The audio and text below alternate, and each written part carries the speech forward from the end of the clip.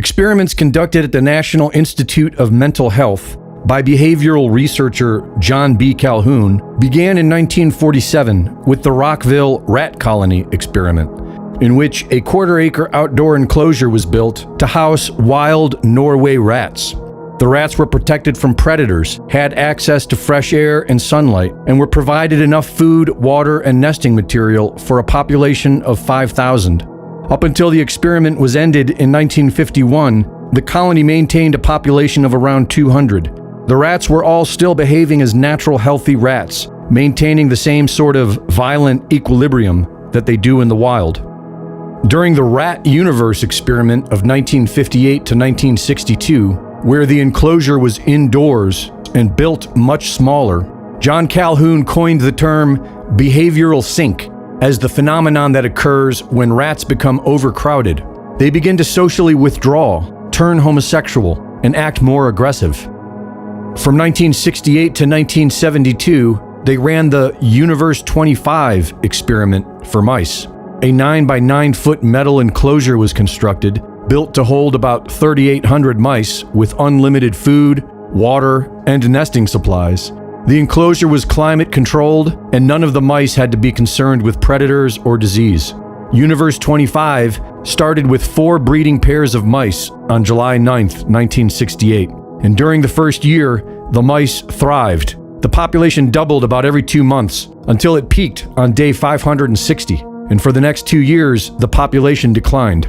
During this 2-year decline, the behavior of the mice changed. Alpha males who were initially dominant became passive and no longer defended their territory. Other males became hyper-aggressive and attacked without provocation. And many of the males fell into the category known as the beautiful ones. These males exclusively spent their time alone, avoiding all social and sexual behavior. They obsessed over grooming themselves and appeared to be the most physically healthy. Overall, the males lost interest in having sex with females, and the females lost interest in being mothers. They began showing aggression toward their offspring, including killing and eating them, and their bodies began miscarrying.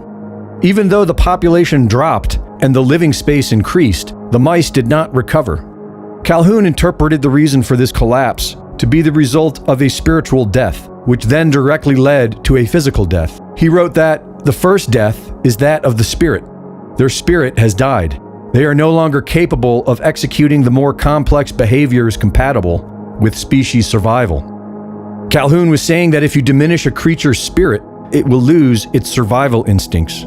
He saw how this would affect life for humans and said that the establishment would have to change in order to avoid social breakdown in crowded human environments. We need better establishment to allow interrelationships to protect us from too many contacts, but to allow us for those contacts which we do engage in to be more meaningful for our own lives and for meaningful to others in a compassionate sense of each of us being involved in helping the other to fulfill his roles. We'll have many more roles, and this is where the notion of compassion comes in, is helping each of us, helping others to fulfill their programs for development. Studies have shown that people who live in large cities are less happy and have less meaningful lives than those who live in small towns.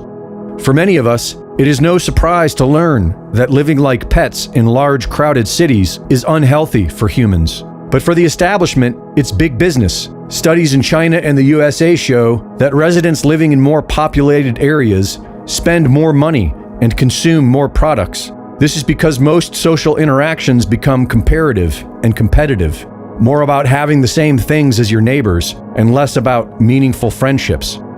The 15-minute cities will grow, but so will small community, as many humans are learning to reject the establishment and take responsibility for their own lives. Greg Reese reporting. All right, everyone. Hello and welcome to the Diamond Report Live. You have reached Doug Diamond, your host, yet again on the Diamond Report Live, 9:05 p.m. on December 14th, 2025. Thought I would spruce things up a little bit around here. We've got the holiday decorations around the frame of the screen here. Hope that's okay with you guys. And I thought it was kind of cool, and got some new little overlays here. I thought I would throw on the screen and just kind of jazz things up a little bit.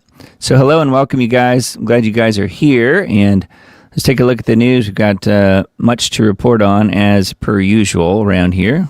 Always lots of things to talk about. So let's start here with Hal's website.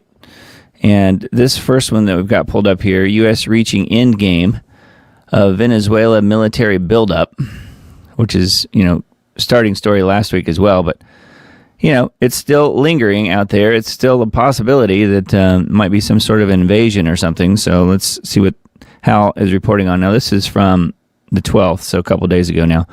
U.S. is entering the end game of its military buildup in the Caribbean, moving high-value assets critical for combat ops into Southcom. Deploying additional strike and electronic attack aircraft, including the Vang F-35As and VAQ-132 Growlers, repositioning U.S. Air Force assets from CENTCOM to Indo-PACOM, such as, Indo-Pacific Com, such as Combat Search and Rescue. And then he's talking about some of the different aircraft involved here. Refueling tankers as well, deployed to the Dominican Republic, and advanced radar setup in Trinidad and Tobago, carrying out more frequent flight operations in closer proximity to mainland Venezuela. The Gerald R. Ford Carrier Strike Group, following a 5-day port call in the USVI, Virgin Islands, is operating in the Central Caribbean. If the rumor that Maduro will be out by Christmas holds true, expect a decision to be made soon if it hasn't already. Details and sources below. It says, reminder, all U.S. citizens urged to depart Venezuela immediately. So anyway, I've got quite a bit here on these graphics. U.S. Southern Command, Southcom, air and naval assets. It's just showing all of the stuff that's been deployed to the region.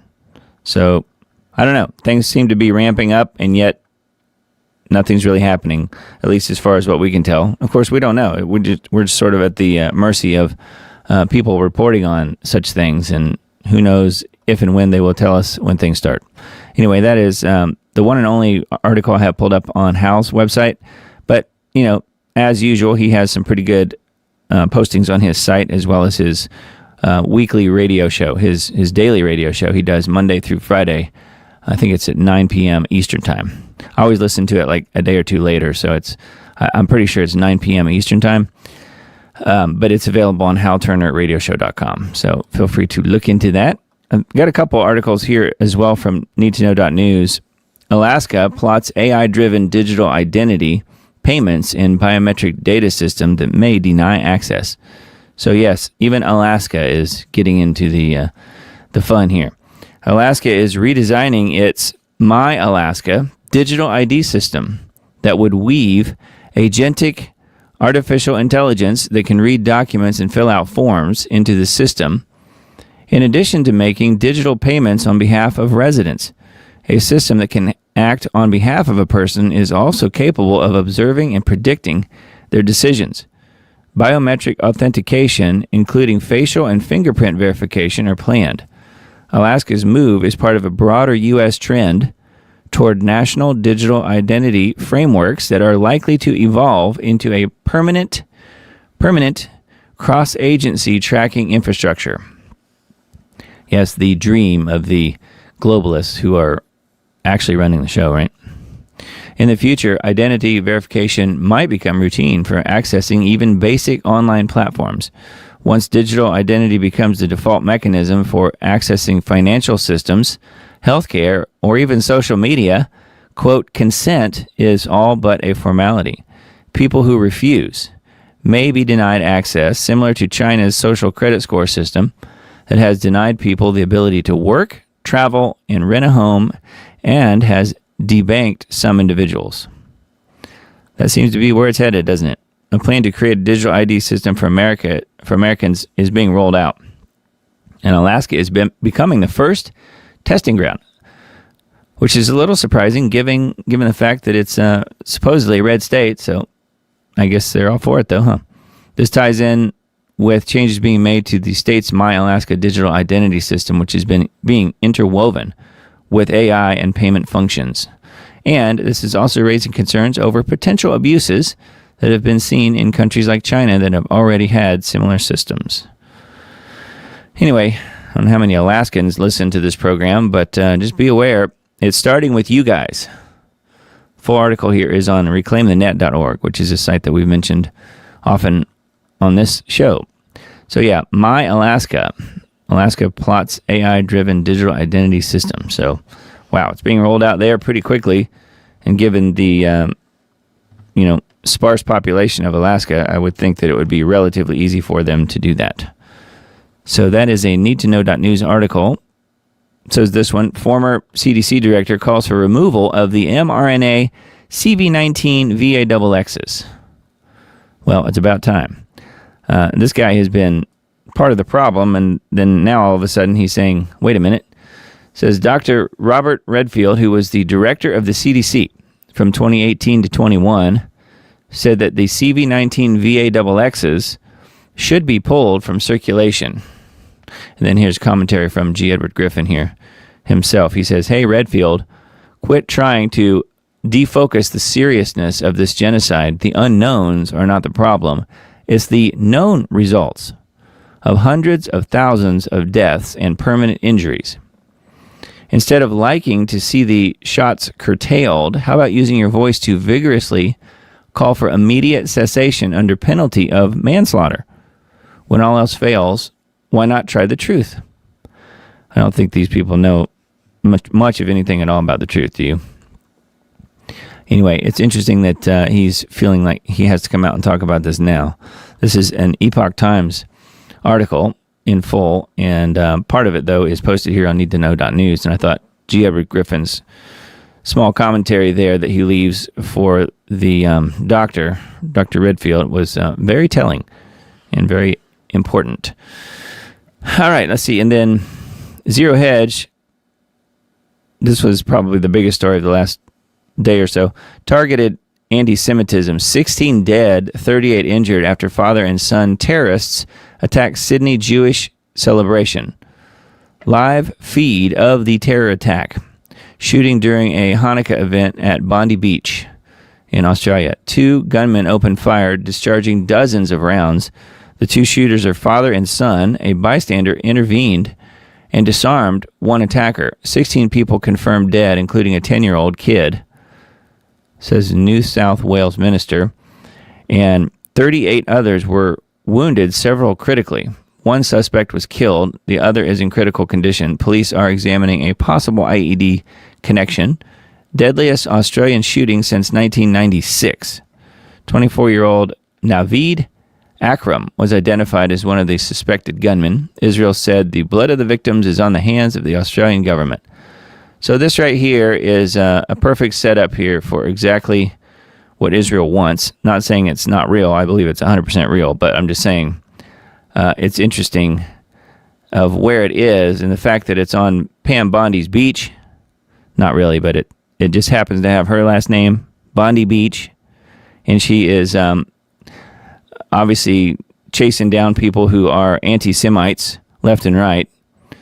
And I think that's highly unusual and very questionable. Of course, it's not actually on the beach, but it's real close. See the shooting here in proximity to Pam Bondi Beach. Okay, and then there's further information here on this article.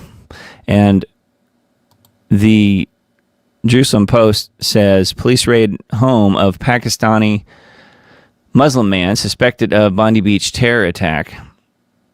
So it's father and son, Muslims, of course. It says, according to its Facebook page, viewed by the Jerusalem Post, Akram studied at Central Queensland University in Sydney and also in Islamabad. So one of the terrorists who carried out the shooting attack at a Bondi Beach Hanukkah party was likely a Muslim man of Pakistani origin, a senior law enforcement official told ABC News. The man's name is Naveed Akram from Bonnyrigg, and his house had been raided. So, driver's license was found at the scene, showed him to be 24 years old. Yeah, luckily he was keeping his driver's license right there with him. Nothing on his social media profile indicating his beliefs. So they decided they were going to carry this out, I guess, at some point, the father and the son. Not sure which of them were killed. I sort of think it was the father based on the footage that I've seen, but I don't know for sure and can't confirm that. But that is right here. 10 minutes of the 20-minute terror attack is posted here on X. The full 10 minutes of the terror attack on a Hanukkah celebration in Sydney where more than 1,000 people were in attendance. Tell me all the observations you've observed, says this person who posted this 10-minute video. 10 minutes and 42 seconds. And about 5 minutes into this video, I'm not going to play it for obvious reasons. About 5 minutes into this video, roughly, one of the attackers is hit and falls down. But one of the interesting things to me was the fact that whoever's videoing this, I don't think, is zoomed in all the way, and for whatever reason decides not to zoom in all the way. So you can't really see much better than what we're seeing here, sort of a long distance shot. And the shooter here in the middle of the frame is on a bridge. You can't really tell it necessarily based on this angle of this video, but he's on a bridge that stretches across the parking lot.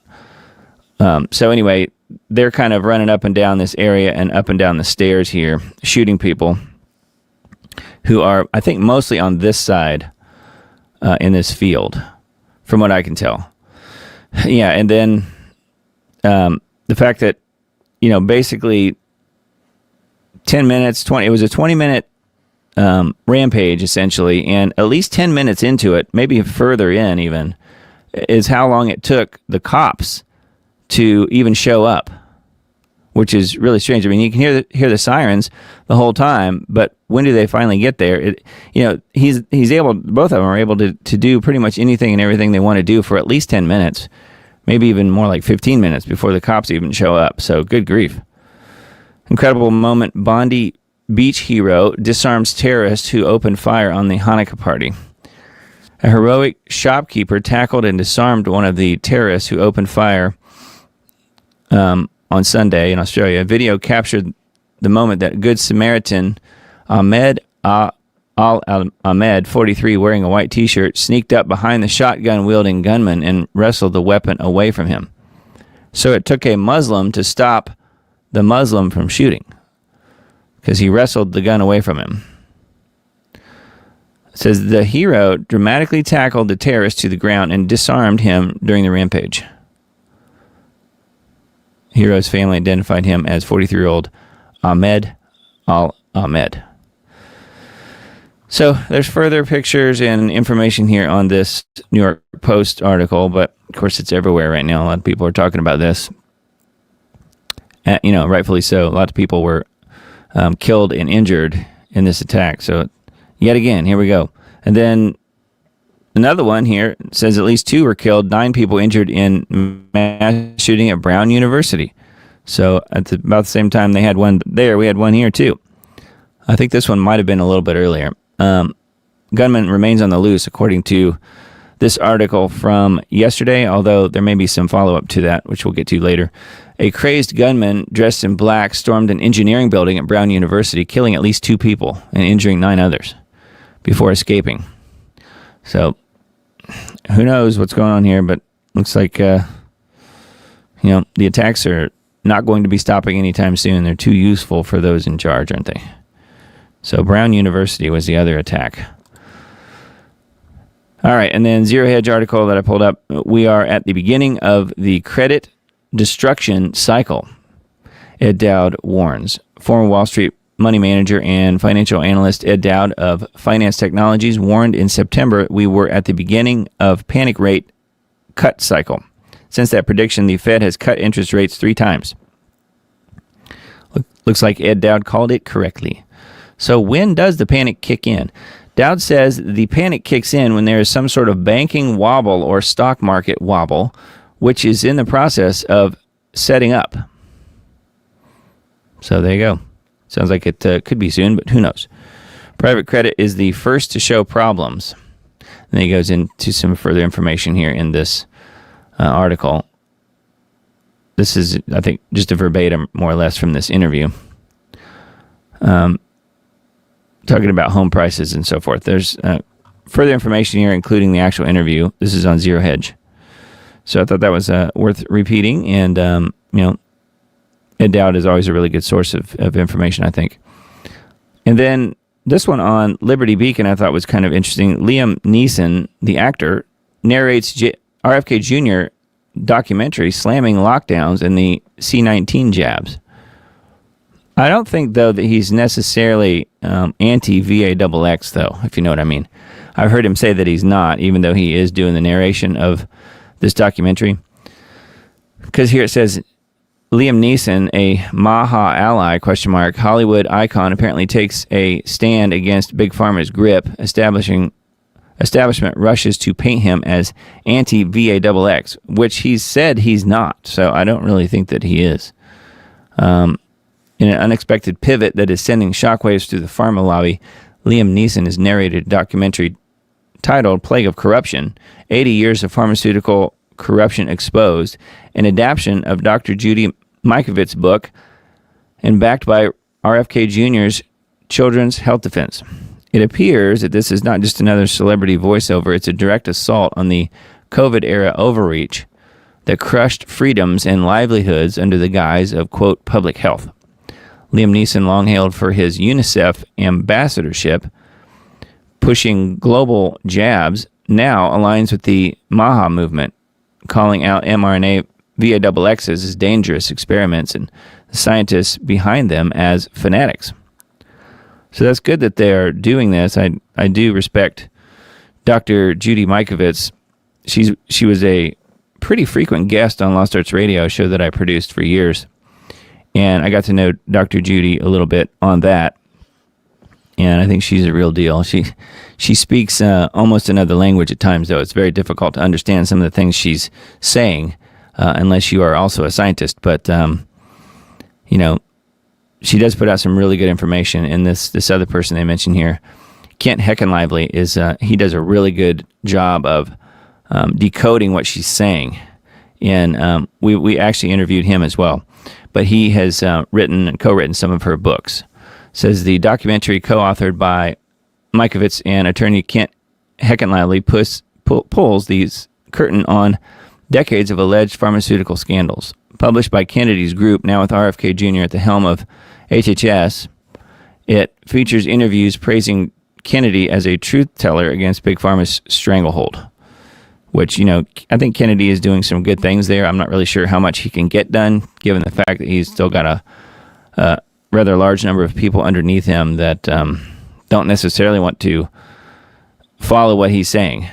Let's just say that they're in pharma's back pocket. So, I don't know. It's interesting that Liam Neeson's part of this whole documentary, though.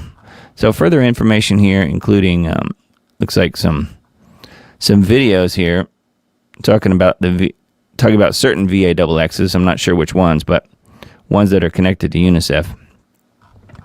So anyway, that is a Liberty Beacon article. And speaking of all of that, with the mRNA jabs and the VAXX and so forth, this was brought to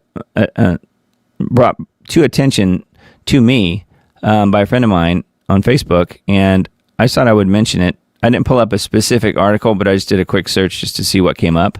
And indeed, it does seem to be true. A new law in Missouri, effective this past July, will require blood banks to test donated blood for evidence of CV19 or other mRNA VAXX components and label it accordingly. However, this practice is not currently in effect, and major blood centers and health experts say there is no scientific or medical reason to separate blood based on VAXX status. So they passed a law to do it, and they're not doing it. So I do find that somewhat interesting. Details of the Missouri law requirements, Senate Bill 1429 and its identical House Bill 2759 mandates that the blood banks test donated blood for evidence of any CV19 VAXX or any other messenger ribonucleic acid mRNA vax components, including evidence of lipid nanoparticles and spike proteins. Labeling and choice: if the blood tests positive for these for these components, I guess any of them, the containers must be labeled with the positive status. Recipients of the blood in non-emergency situations must be given the opportunity to refuse the labeled blood. Effective date, the law goes into effect July 1, 2025. But then they're saying they're not really following it. So I don't know what the problem is there, but it is, I think, a step in the right direction. But who knows, how much headway it's really going to make. Anyway, I thought that one was pretty interesting. And thanks to my friend who mentioned that to me. All right, and then two more from the Liberty Beacon. Will this documentary put Keir Starmer behind bars? I think that's a rhetorical question, don't you? Our weekly documentary film, curated by the editorial team at 21 Wire, Declassified, presents the first documentary about Britain's complicity in the Gaza genocide, exposing Keir Starmer's shady spy flight missions for Israel. What does a British base in Cyprus have to do with Israel's genocide in Gaza? Declassified traveled to this Mediterranean island to investigate the hundreds of spy flights Keir Starmer has sent over Gaza that coincided with Israeli airstrikes and the killing of British aid workers. They went where the British media and military experts have refused to look and to ask whether this scandal could put Keir Starmer in The Hague. Well, don't hold your breath, right? As we always say. So it says runtime 34 minutes, and it's embedded here on this page if that's something you guys are interested in. It's on thelibertybeacon.com. And then this one, Somali fraudsters spent Minnesotans' money, cars, villas, and hordes of cash. Yeah, and Tampon Tim was front and center in this whole scandal. It says luxury cars, private villas, first-class flights, and taxpayer money meant to feed hungry kids. New exhibits from court obtained by CBS News reveal how Somali defendants in one of the largest COVID-era fraud schemes in U.S. history plowed through hundreds of millions of dollars in taxpayer money on lavish lifestyles, including lakefront Minnesota properties, overwater bungalows in the Maldives, a Porsche Macan, stacks of cash, designer jewelry, campaign-soaked vacations, and overseas wire transfers. So it just never stops, does it? Video shows defendants in the case celebrating poolside at a Maldives luxury resort. In one text, a defendant bragged, "You are going to be the richest 25-year-old, inshallah," means God willing. So, man, confirmation email for a stay in an overwater villa with a private pool in the Maldives, lakefront property in Minnesota, receipts showing wire transfers to China and East Africa, first-class ticket to Istanbul and Amsterdam, a 2021 Porsche Macan, stacks of cash texted between defendants. So they were living it up, living lavish lifestyles. And here's Ilhan Omar, front and center, of course. She's involved in all of this, as was Tampon Tim and the Somali fraudsters. They're all Somali fraudsters, if you ask me. All right, anyway, that's a Liberty Beacon article. And then the three top stories here on needtoknow.news, on technocracy.news. P. Hegseth says, AI is God-given manifest destiny. Isn't that nice? Hegseth is widely described as a Christian nationalist who sees the United States as a nation with a God-given mission and views state power, including the military, as an instrument for advancing a Christian-inflected civilization. When someone with that theology calls AI America's next manifest destiny and speaks of dominating that frontier, the phrase imports the older idea that God endorses U.S. expansion into a new domain of power. Yes, very interesting, huh? So that is one of the top articles on technocracy.news. Trump's executive order strips states' rights to regulate AI.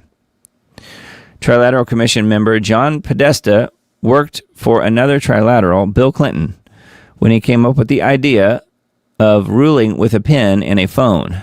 It was refined under the Obama presidency and is now set in stone by Trump, who has executed 221 executive orders in 323 days. The EO overrules states' rights. This one overrules states' rights and sets up contentious legal battles as states try to maintain sovereignty. President Trump is greasing the skids to usher in the age of technocracy. Yeah.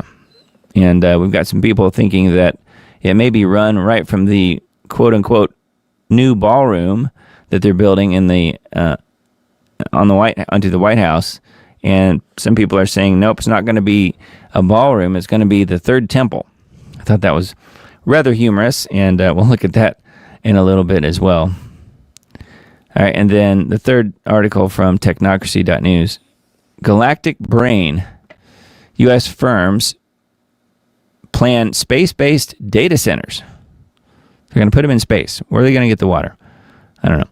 The space cult wants to take AI and power generation and to run it well into space.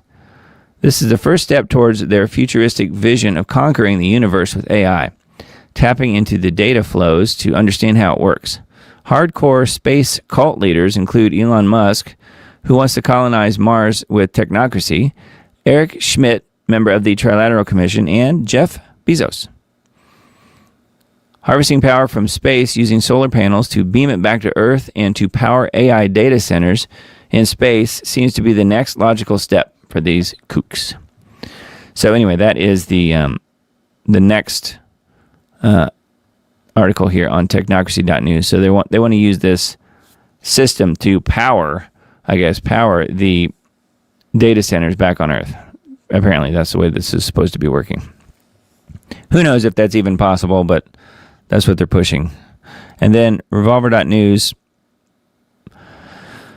This one I think is kind of interesting because he's finally shown his face, at least in public. Turley says evidence against Kirk's alleged assassin is the strongest I've ever seen in a case. So says Jonathan Turley. The young pro-trans man accused of murdering Charlie Kirk made his first televised court appearance, and the moment was as disturbing as many figured it would be. As you likely know, Tyler Robinson has an extensive online footprint tied directly to radical LGBTQ activism, pro-trans activism, and the creepy, furry subculture. But what the fake news media didn't tell you was that Tyler had a smirk of gloat on his face in court. Instead of showing seriousness, remorse, or restraint, Tyler appeared smug. He was smiling and laughing, and the whole thing felt very performative. This is the moment that outraged everybody. As the court discussed media access to the trial, Robinson literally smirked and laughed like he was proud of what he did. So here's the video, and we don't have the audio really for it, but it says Tyler Robinson laughs and smiles during hearing on media access to the trial in Charlie's killing.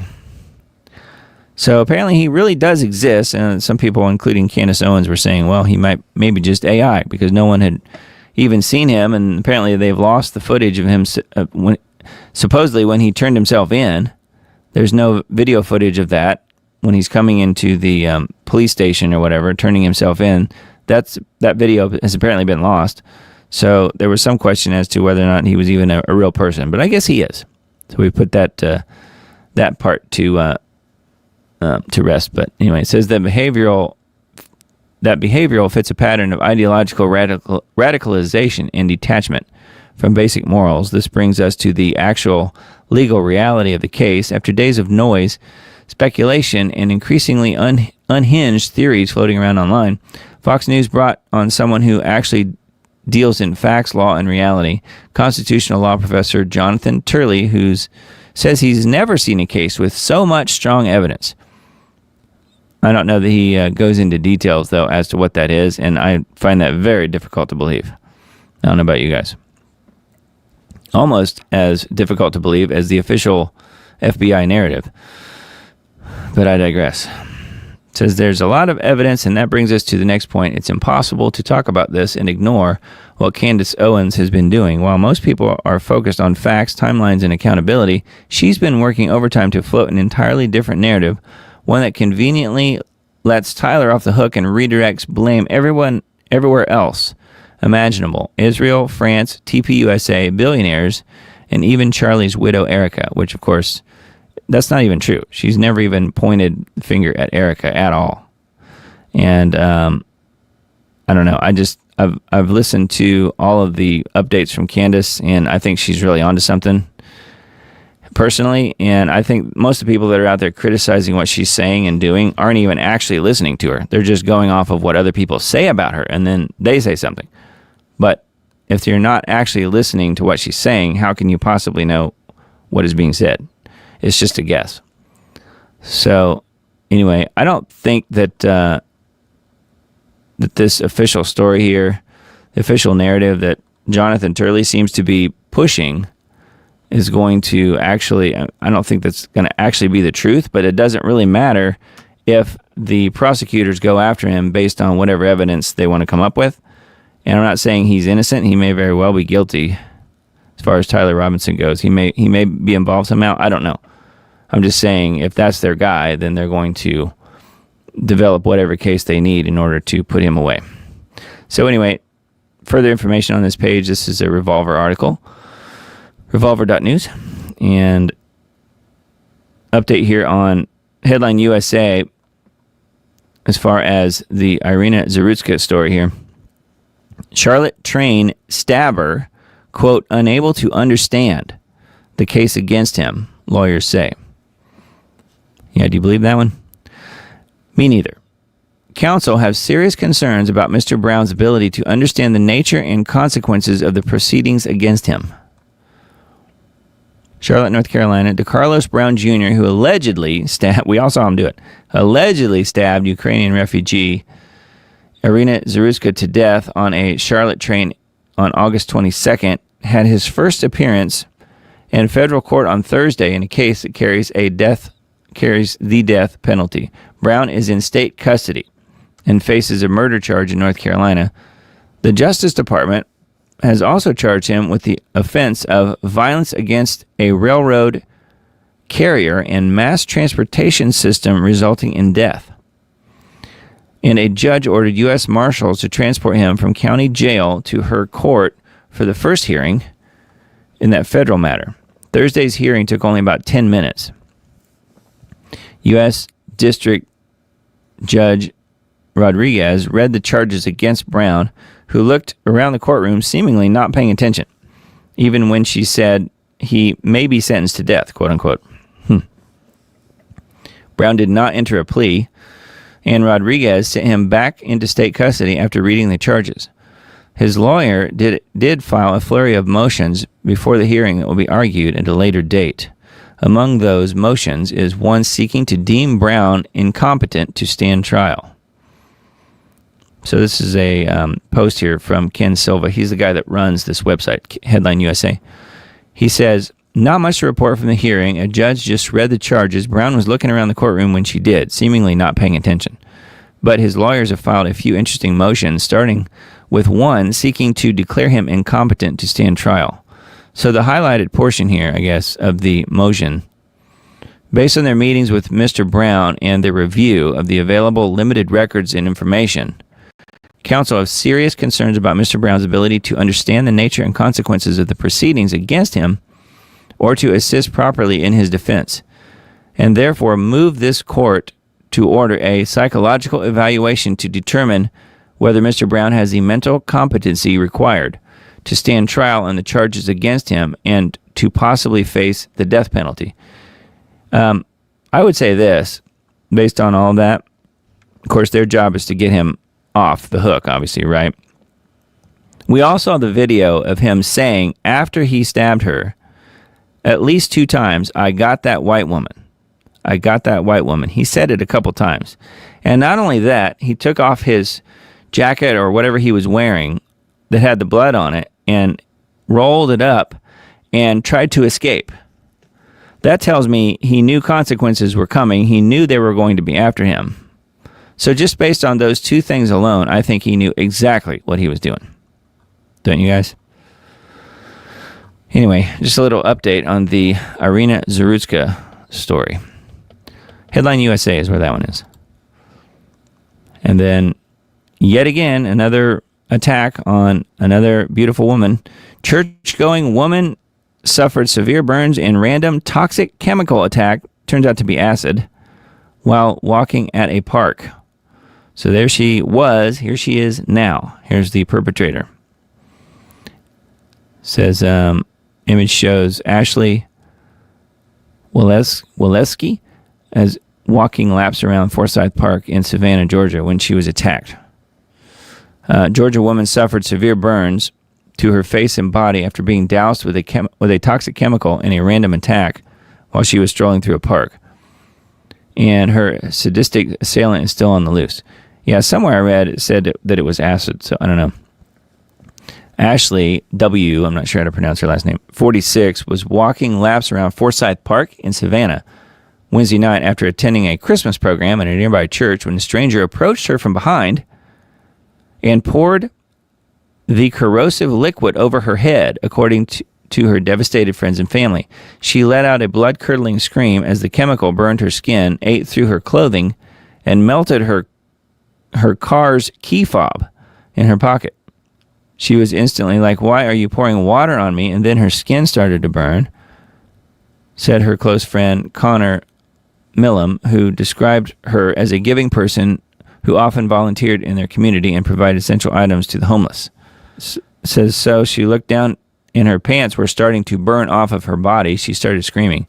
They didn't rob her. They didn't take anything from her. This was a random person in the park who went out of their way to disfigure another human being. She's got second and third degree burns over half of her body, including her face, scalp, hands, and legs, according to her son. So here she is here. She doesn't have any enemies. She's a friend to everyone. We don't know who did it. So anyway, they're trying to find this guy. All they know is he was a black man and he has a Bugs Bunny sweatshirt on. So clearly he's trying to implicate Bugs Bunny here. But yeah, no other information. And this just happened, I guess. When was this?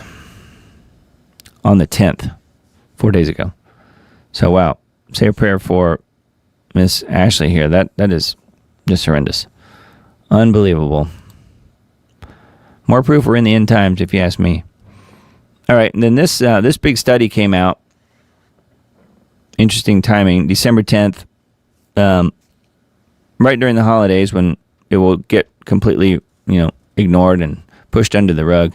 Stanford medicine study shows why mRNA-based CV-19 jabs can cause, those problems with the heart. A new study implicates a pair of substances secreted by immune cells in inducing that heart problem among mRNA-based CV-19 VAXX recipients and proposes a strategy to mitigate this effect. Oh, that's real easy. Just don't take it. Don't take it. That's the number one thing. Anyway, interesting that Stanford is coming out and saying, oh, gee, there is a problem with the VAXXs. They could have asked you and I like 4 or 5 years ago if there was a problem. But no, they didn't. Anyway, Stanford Medicine, how about that? Not that surprising, I guess. And then this one, lawandcrime.com. Another threat, I guess. Another threat against Trump and Vance together. This guy says Christian Daniels is the person who posted this. This was his quote. Prepare for y'all's public execution. Trump and Vance assassination threat suspect said he was plotting an attack on a live global stream. I guess that means a live stream. North Carolina man is accused of threatening to get medieval on Trump and Vance and their political allies, writing on Facebook that he wanted to carry out public executions over a, quote, live global stream. Prepare for y'all's public execution, he says. So who knows Christian Daniels, November 12th post. I'm looking to see if it's like on Facebook or what he did. Daniels allegedly tagged both Trump and Vance in the post while also naming allies like Musk and Erica Kirk. Weird. And then he goes on threatening them. So these people are just not that smart, are they? FBI agent interviewed Daniels' mother at her residence in North Carolina. So anyway, I'm looking to see what they did with him. After allegedly being outed by his mom, federal agents learned that he lives in a trailer with all the windows knocked out. So there you go. I'm looking to see if they arrested him or what they did. The North Carolina magistrate judge issued an involuntary commitment order for Daniels on November 20th. Daniels' Facebook page and posts were still up as of Thursday. So, wow. They didn't even take it down yet. And here he is here.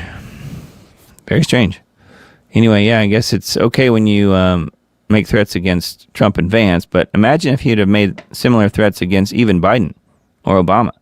They would have arrested him so fast and thrown him in jail so quickly, it would have made your head spin. All right, and then this one I came across just a little bit ago. Trump says he's pardoned Tina Peters, but that may not save her from prison. A lot of people are saying that the way to fix this is, the pardon's fine, but it doesn't really, this is a state issue. So the way to fix this is to federalize the prison where she is. Go in and get her out. And then hand it back over to the state. To me, that makes a lot of sense. President Trump says he pardoned Colorado's former Mesa County Clerk Tina Peters for her attempts to expose voter fraud in the 2020 presidential election in a Truth Social post Thursday evening. So this just happened. Here's the Truth Social post. For years, Democrats ignored violent and vicious crime of all shapes, sizes, colors, and types. Violent criminals who should have been locked up were allowed to attack again. Democrats were also far too happy to let in the worst from the worst countries so they could rip off American taxpayers. Democrats only think there is one crime: not voting for them. Instead of protecting Americans and their tax dollars, Democrats chose instead to prosecute anyone they can find that wanted safe and secure elections. Democrats have been relentless in their targeting of Tina Peters, a patriot who simply wanted to make sure that our elections were fair and honest. Tina is sitting in a Colorado prison for the crime, quote-unquote crime, of demanding honest elections. Today I am granting Tina a full pardon for her attempts to expose voter fraud in the rigged 2020 presidential election. But again, this sounds to me like it's a state issue, and it may not matter. And in fact, I came across this on Gateway Pundit as well. Prison officials won't recognize Trump's pardon, laugh at the request, and refuse to release Tina Peters. Imagine if AutoPen President Joe Biden signed something, or had AutoPen sign something that was a pardon to release somebody from jail. Don't you think they would instantly obey what was said? Seems to me like they would. So the prison officials are laughing at the request and refuse to release Tina Peters. The warden overseeing the prison where Tina Peters is being held will not release Tina and refuses to recognize President Trump's pardon. This is not America. And then talking about the post here from Trump that I just read. Tina Peters is more of a political prisoner than she ever was a criminal. Exactly. She did nothing wrong. Her sin was to do her job and make copies of her county's election results before and after a system upgrade. When she discovered that the results had changed, she reported the authorities and the public. That was her job. The state of Colorado went after her and imprisoned her in a sham trial for these actions. Yep, that's right. As we reported earlier, there is ample evidence that Biden's federal government was involved in the persecution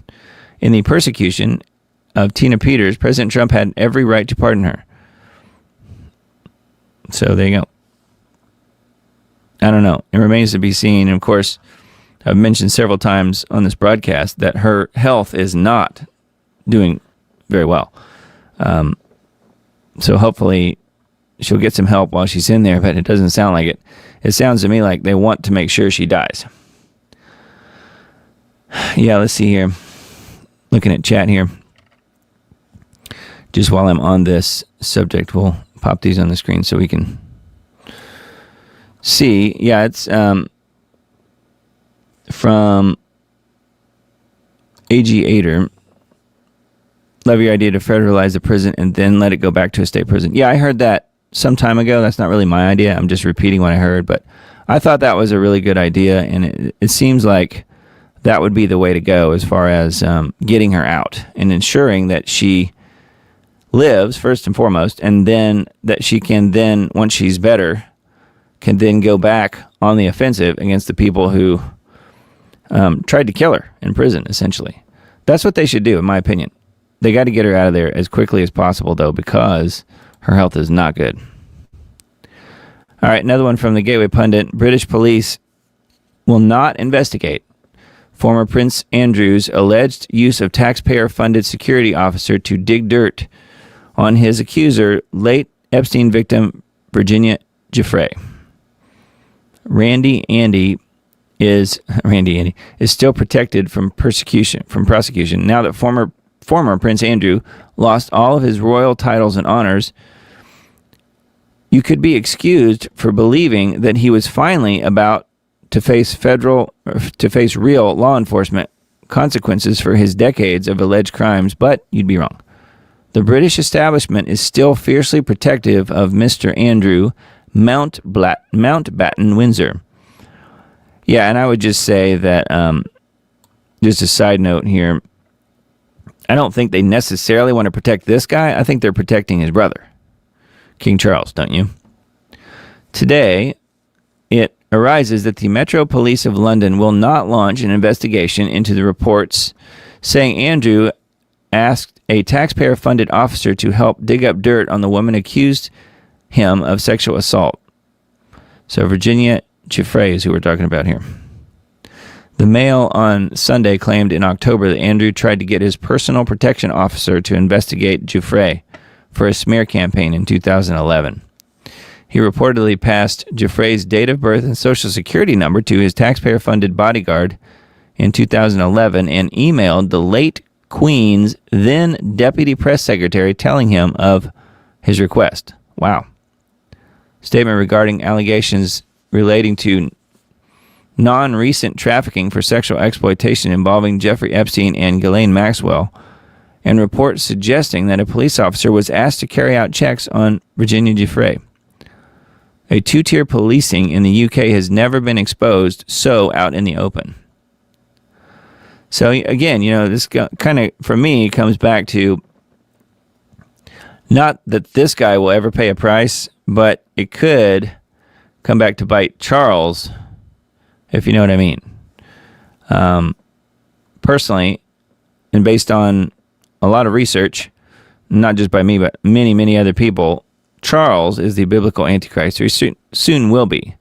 And therefore, this whole situation with the Epstein list and his brother and all of that involvement could end up coming back to haunt King Charles. We'll see. But it looks like Randy Andy, as this says, Prince Andrew, is not going to be investigated at all by London police. And I know, big shocker there, right? Not exactly. All right. Another Gateway Pundit article I came across. Another, further proof we are in the end times. Sick. New children's book targeted to kids ages 5 to 8 calls abortion a, quote, superpower. The name of the book is called Abortion is Everything. A new children's book set to be released in 2026 called Abortion is Everything bizarrely celebrates abortion, calling it a superpower. The activist group Shout Your Abortion is behind the book that is targeted at kids who are about 5 to 8 years old.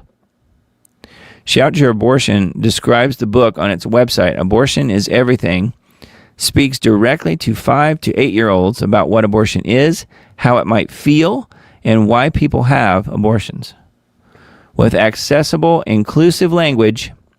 Abortion is everything frames abortion as the actualization of a uniquely human superpower. Our capacity to imagine the future and make choices that lead us towards the life we envision. Yeah, but not for the little one, right? Abortion is a tool that allows human beings to shape our destinies, and which has shaped our entire world around us. So they love the murder. The murder is so wonderful, isn't it? A group noted on Instagram, this beautiful hardcover book was created to talk with kids about abortion.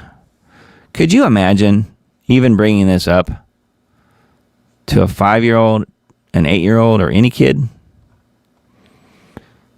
And talking about how wonderful it is to murder your baby? Says, right here, that's what I'm just saying here. Imagine trying to sanitize abortion for 5-year-olds, turning it into a bright, cheerful picture book called Abortion is Everything.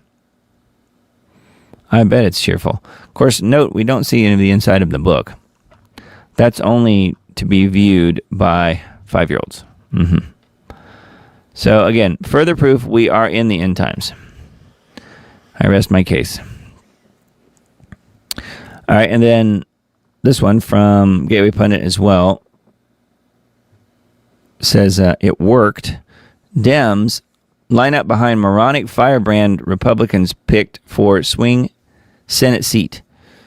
Here's a bit of good news for Republicans. It appears appealing to Rep. Jasmine Crockett's basest instincts not only worked to get her into the Senate race in Texas, but also managed to fool most of the state Democrats for now. According to a new poll released Friday, Crockett, the Dallas area representative, famous for her bizarre outbursts and, quote, clapbacks, is leading her main competitor, state lawmaker and progressive Christian, James Tallarico, by a relatively wide margin. So this crazy person could win. Could you imagine? Anyway, says this is up 6 points from when Crockett declared earlier this week in the poll a whopping 89% of black voters and 57% of women preferred her to Tallarico. So a progressive Christian. That doesn't sound good. Sounds like he might be a Democrat as well. So maybe it's just two Democrats running against each other. I don't know. So along those lines, I've got if you're not familiar with who Jasmine Crockett is, I do actually have a video queued up here. So let's go to that, and we'll see what you guys think about it. Tell me to calm down, because y'all talk noise, and then You're can't out of take control. Because if I Look, come, Chairman, if I can we come and send talk out- shit take a about break her, for 5 y'all minutes? gonna have a problem. Welcome to the Jasmine Crockett Senate Campaign Show. Let the mind games begin. Somebody said the other day she's one of the leaders of the party. I said, you gotta be kidding. Got 2 words for every racist bigot living, Jasmine Crockett. Crockett, a St. Louis-born private school princess who grew up in the cushy suburbs. No one could have told me that when I went down to Austin, now it looks like a little bit over a year ago, that I would be running for Congress. Who embarrassingly cosplays as the hood's angry auntie the minute she smells a camera. Maybe because these people, they are crazy, because they always talk about how Christian they is. Her veteran socialist squad mentality immediately ostracizing most Texas voters. Texas has always been found to be intentionally discriminatory. It's almost like a slave mentality that they have. Now, about the time that was published last year, around 1 million Latino voters in Texas were voting for Trump. Do they all have slave mentality? No, and that's not what that said at all. A strategy of blind delusion in a state where President Trump received 56% of the vote in the last election. Y'all know we got Governor Hot Wheels down there. Come on now. Is another day and another disaster by the Democrats. The reality is they have no vision, no policy. They have nothing to sell but hate. Her routine is that she wants to bring a little bit of what I might quaintly call the ghetto cat fight into these spaces. I get it, bring a blaxploitation movie or something into Congress. great. Work it. But you do not make fun of the fact that somebody lives their life in a wheelchair. That doesn't work. The campaign itself, the monstrosity has been on full display for years, where it is now finally crashing out before your very eyes. Basically, the Republicans have become synonymous for Russians at this point. When I first became a public defender, I had no criminal defense experience. And I walked in and I told my boss, Charlie, I said, listen, you should hire me. He said, why? I said, because I'm black. I was clear that it was a Jeffrey Epstein, but I never said that it was specifically that Jeffrey Epstein. But as somebody who understands history, when I see ICE, I see slave patrols. There has been no oppression for the white man in this country. You tell me which white men were dragged out of their homes. I do want people to know that just because someone has committed a crime, it doesn't make them a criminal. We have no perfect systems. We have always had some level of fraud in anything that we have because there's no such thing as perfection walking on this earth. Unfortunately for her, people aren't buying what she is vigorously selling. I'm finna show these white folks I ain't scared of them. How is it possible that my 10-year-old daughter can hear Jasmine Crockett for the first time, listen to 2 clips, and the first thing she said to me was, Dad, her voice changed. She is such an insult to all educated black women in America. She perpetuates the stereotype of a ghetto black hood woman. Something she is not. One of the most famous or infamous, depends on how you see it, women in society today is Jasmine Crockett, elected to office, and look at how she talks. Look at what she's brought. Just hood language for a lady. So I'm gonna say what the American people been wanting to say for a very long time. This party called the Democratic Liberal Party, y'all can kiss the American ass. The whole entire American ass. We're done with you clowns. Texas doesn't think like a trust fund revolutionary poser. And the only thing more embarrassing than Crockett's circus is the media and the Democrats pretending she's anything other than the fraud she's always been.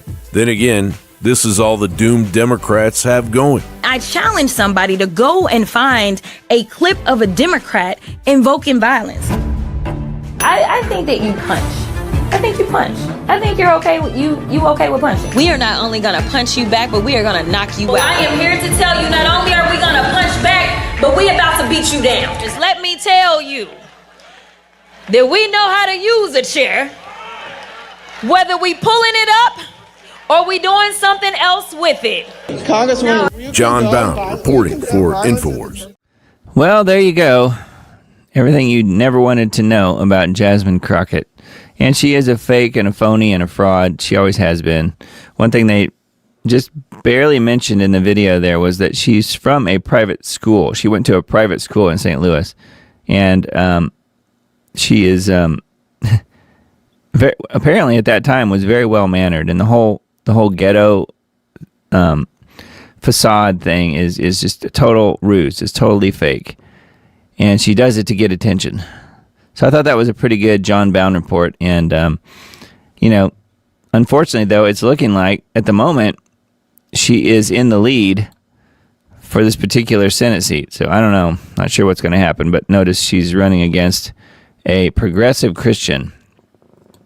So I'm not really sure what that's about exactly. But I guess we'll have to continue to keep a watch on that one. But that's a weird one. That's a Gateway Pundit article.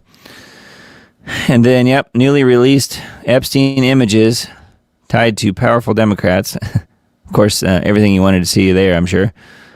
Recent weeks, media attention's once again been fixated on Epstein and Donald Trump. Old photographs, vague associations, and recycled talking points have been repackaged to imply wrongdoing, even though Trump's documented relationship with Epstein ended years before Epstein's crimes became public. So anyway, I didn't know if you guys had seen some of the newer pictures here. Bill Clinton and company here with Epstein, and I guess that's Bill Gates with Epstein's pilot, and then Richard Branson, of course, with Epstein here, and others. I suppose there's others. Woody Allen, Larry Summers. apparently on the Epstein plane here. Looks to be. I guess that's all that's on this particular article. But yeah, I guess there were some new pictures released, and I'm not sure what it proves, but there you go. Further information. That's on the Gateway Pundit. And then, let's see, I pulled up one RT article tonight was all. Just because I thought the headline was somewhat funny. Power is a drug for Zelensky, political scientist says. Yeah, well, I don't think power is the only drug Zelensky is using, do you? The Ukrainian leader has refused to call elections for more than a year despite the expiration of his presidential term. Something we've mentioned multiple times on this show. Yeah, I think it was May 2024 is when his term actually ended. So he's literally been a dictator since then. Zelensky is ready to do anything to maintain his grip on power, which has become kind of a drug, quote unquote, for him. Political scientist Anton Orlov told RT on Friday the Ukrainian leader has refused to call new elections despite his term expiring in May 2024, citing martial law. Following mounting pressure from Trump, Zelensky has insisted that a vote can only take place if the West guarantees a ceasefire, an absolute non-starter for Moscow. So there you go. He puts it out there, and then, of course, they can't do that, so therefore you can't hold an election. Zelensky is ready to do anything to retain power, and this is possible as long as elections have not been held, according to Orlov, director of the Institute for the Study of Contemporary Politics. If he gives up political control, he faces a swift and final political death, the political scientist added.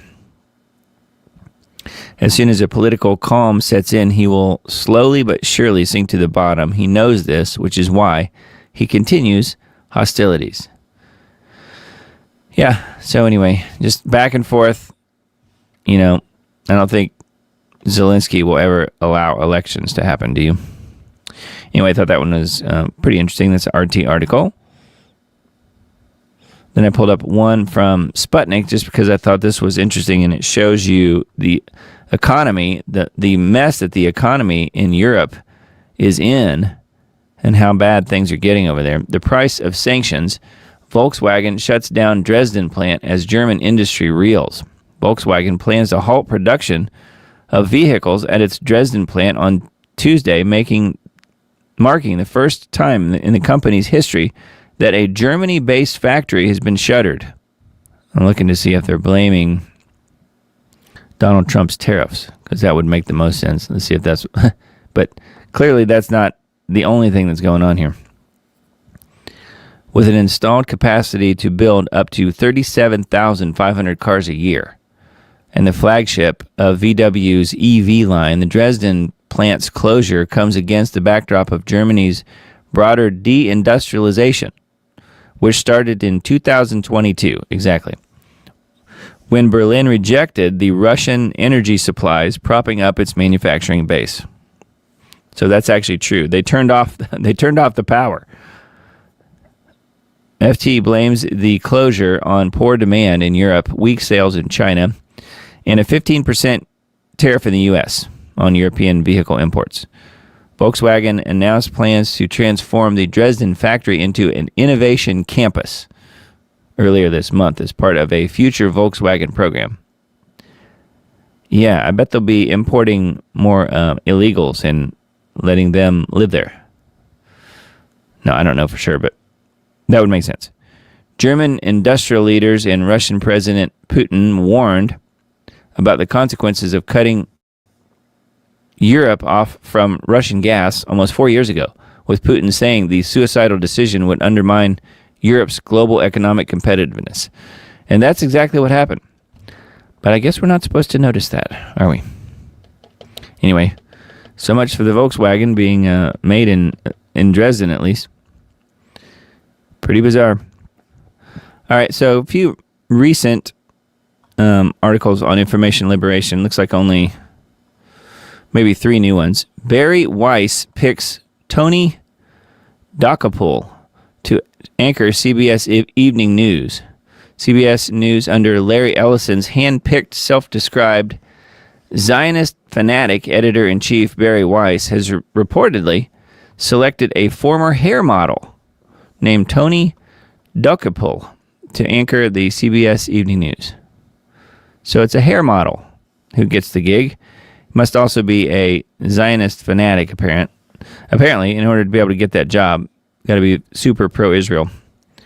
Tony Dokoupil, however you say it. Trump's Israeli-born pick for U.S. anti-Semitism czar. Yes, we're going to have a anti-Semitism czar. Plans to work with social media to suppress hatred. So get ready, folks. It's coming. Rabbi Yehuda Kaplan, Trump's Israeli-born Shabbatnik nominee for U.S. anti-Semitism czar, told Jewish Insider this week that he plans to work with social media platforms on their algorithms to suppress hatred, quote unquote, and have them label misinformation using so-called AI. So it is coming very, very fast. Pretty soon you will not be able to criticize Israel in any way, or you will lose your account. Mark my words. Not only will they suppress it, they'll start taking accounts away and banning people for this.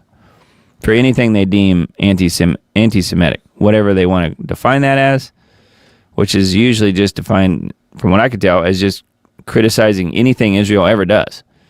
Therefore, you are anti-Semitic, therefore you cannot speak. That's where it's headed. And again, very, very soon, apparently, because Trump is all for it. He's got a anti-Semitism czar coming on board. So that's pretty scary, huh? Netanyahu, Israel expects a global crackdown on anti-Semitism in wake of the Bondi beach shooting. And there you go. That's all you needed to know.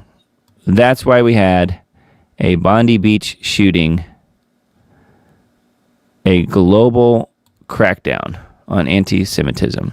So just in time for the global crackdown on anti-Semitism in the wake of Bondi Beach, we now have a anti-Semitism czar starting in the U.S. So Bibi said on Sunday he rushed to blame the Australian Prime Minister Anthony Albanese for the Bondi Beach attack and suggested that Israel expects a global crackdown on anti-Semitism. So maybe he wants it to start in Australia because the shooting was there. And aren't guns illegal for the most part in Australia? How did these guys even get guns? I don't know if that's a question that's being addressed or not, but anyway. That's right. Bondi Beach. Bondi Beach will probably change it all. So speaking of anti-Semitism, this is kind of interesting, and there's some pictures here that I want to warn you ahead of time that I don't want people to be surprised about. The first couple are just non-specific. It says, opposing Zionism, the Jewish people's right to self-determination in their ancestral homeland, especially while advocating it for others, is unequivocally anti-Semitism. Today, anti-Zionism is the coward's way of trying to masquerade their Jew hatred. So there you go. That was a quote by someone named Arsen Ostrovsky, CEO of the International Legal Forum. And then he's got a website linked here as well. Anti-Semitism, face it, fight it. Says, what are the odds of that? Another mass shooting, and the coincidences are starting to pile up. It's only every single time that there's a mass shooting.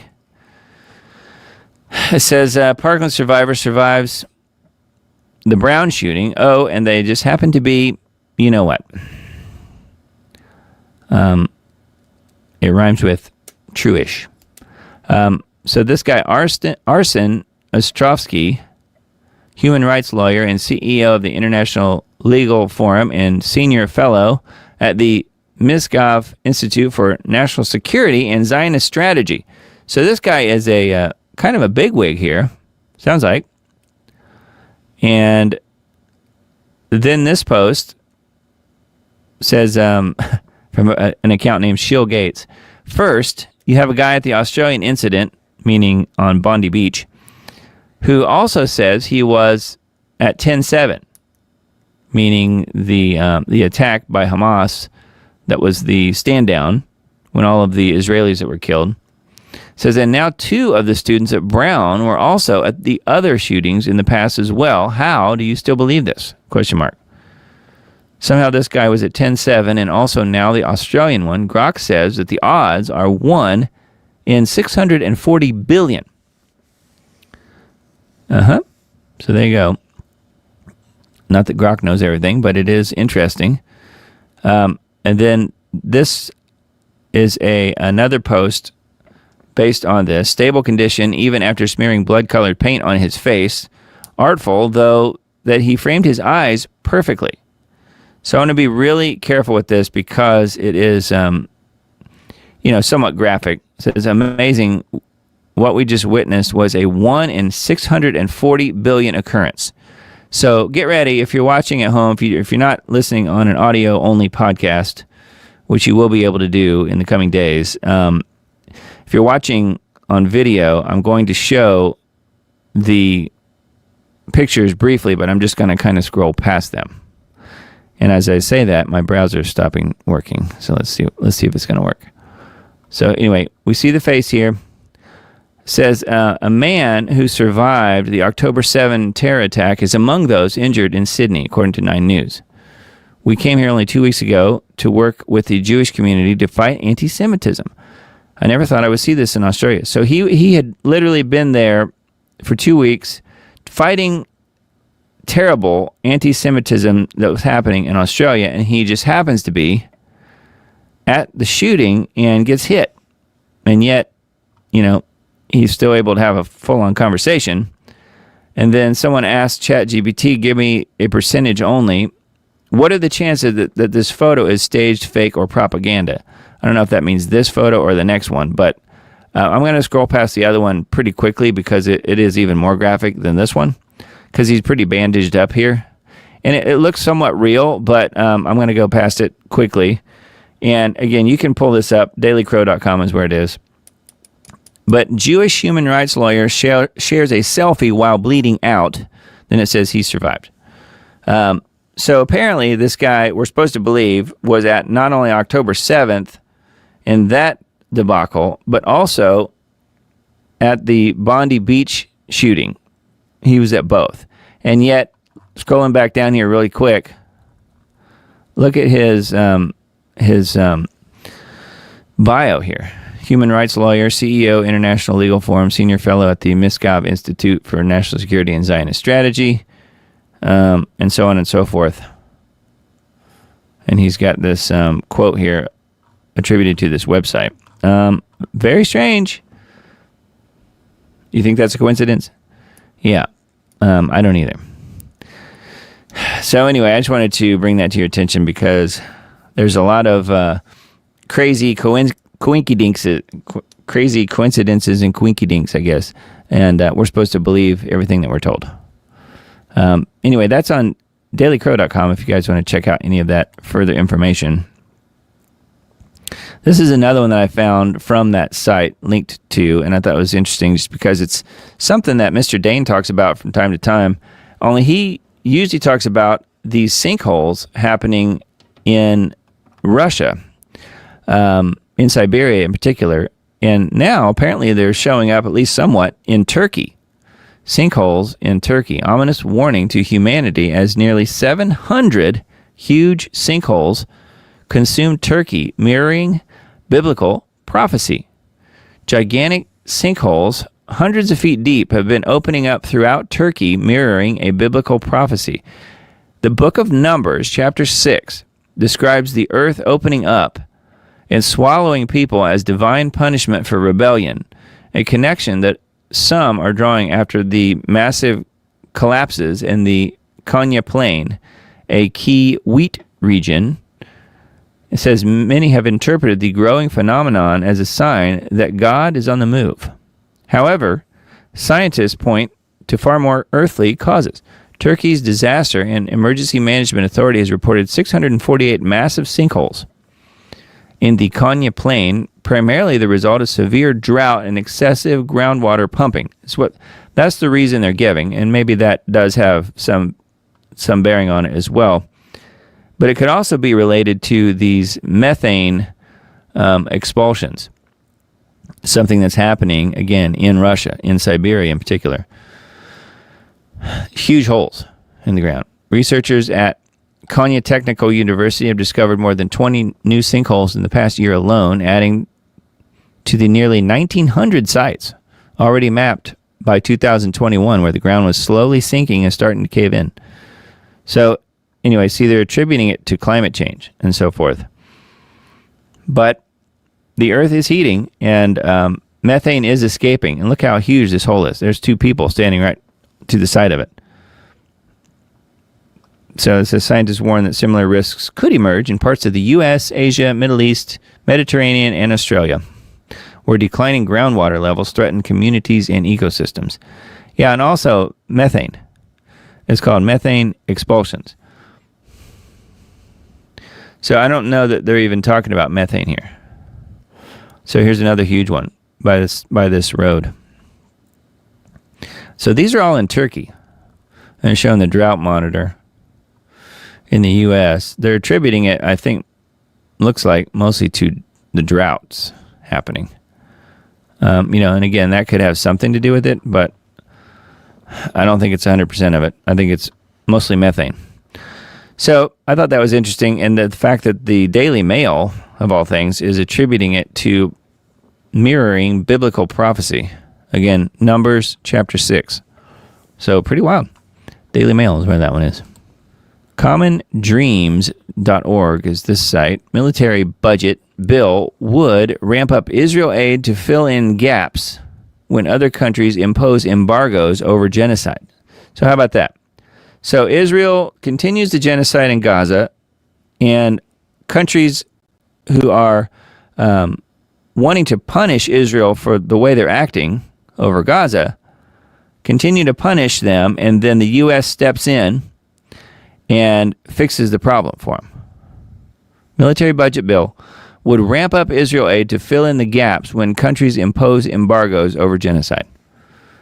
The House Armed Services Committee said in September that the measure combats anti-Semitism.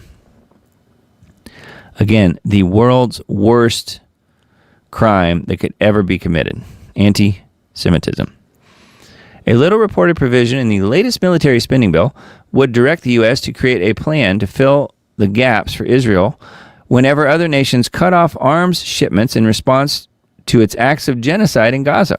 It says, as Prem Thacker reported Monday to ZTO, the measure is buried more than 1,000 pages into the more than 3,000-page National Defense Authorization Act, NDAA, which is considered by lawmakers to be a must-pass legislation and contains a record $901 billion in total spending. Republicans are shepherding the bill through the House of Representatives, where, as is the case with most NDAAs, is expected to pass on Wednesday with Democrat support, even as some conservative budget headliners refuse to back it, primarily over its $400 million in military assistance to Ukraine. So of the $901 billion, they're saying $400 million would be more free money for Ukraine, which basically means more money that will be stolen and gone for luxury homes and autos and stuff like that for people in charge over in Ukraine. Since the genocide began following Hamas's attack on October 7th, 2023, the U.S. has provided more than $21.7 billion to Israel, including hundreds of millions that have been supplied through NDAAs. This new NDAA includes at least another $650 million to Israel, an increase of $45 million from the previous one, even though this is the first such bill to be introduced since the ceasefire that went into effect in October. This aid from the Pentagon comes on top of the $3.3 billion already provided through the State Department budget. So they're getting another $650 million. Again, of the $901 billion in total spending. So how about that? Anyway, not that surprising, I suppose, but there you go. Israel can do anything they want to. All right, here's a X post. This is one thing I mentioned a little bit ago, actually, so I wanted to kind of look at this and just see what it is exactly. It says, in case you haven't figured it out yet, the East Wing Ballroom is the third temple. I don't think so. And it's where the servers for the technocratic slave state will be housed. Well, that could be. That actually could be true. Servers for the technocratic slave state will be housed in the new ballroom or underneath. It's interesting. They've got a picture of someone holding the diagram, supposedly, of what the ballroom looks like, and then they're comparing it here to Solomon's Temple. So, I don't know. I'm not sure about that one, but a lot of people here have been convinced that this is indeed what's going on.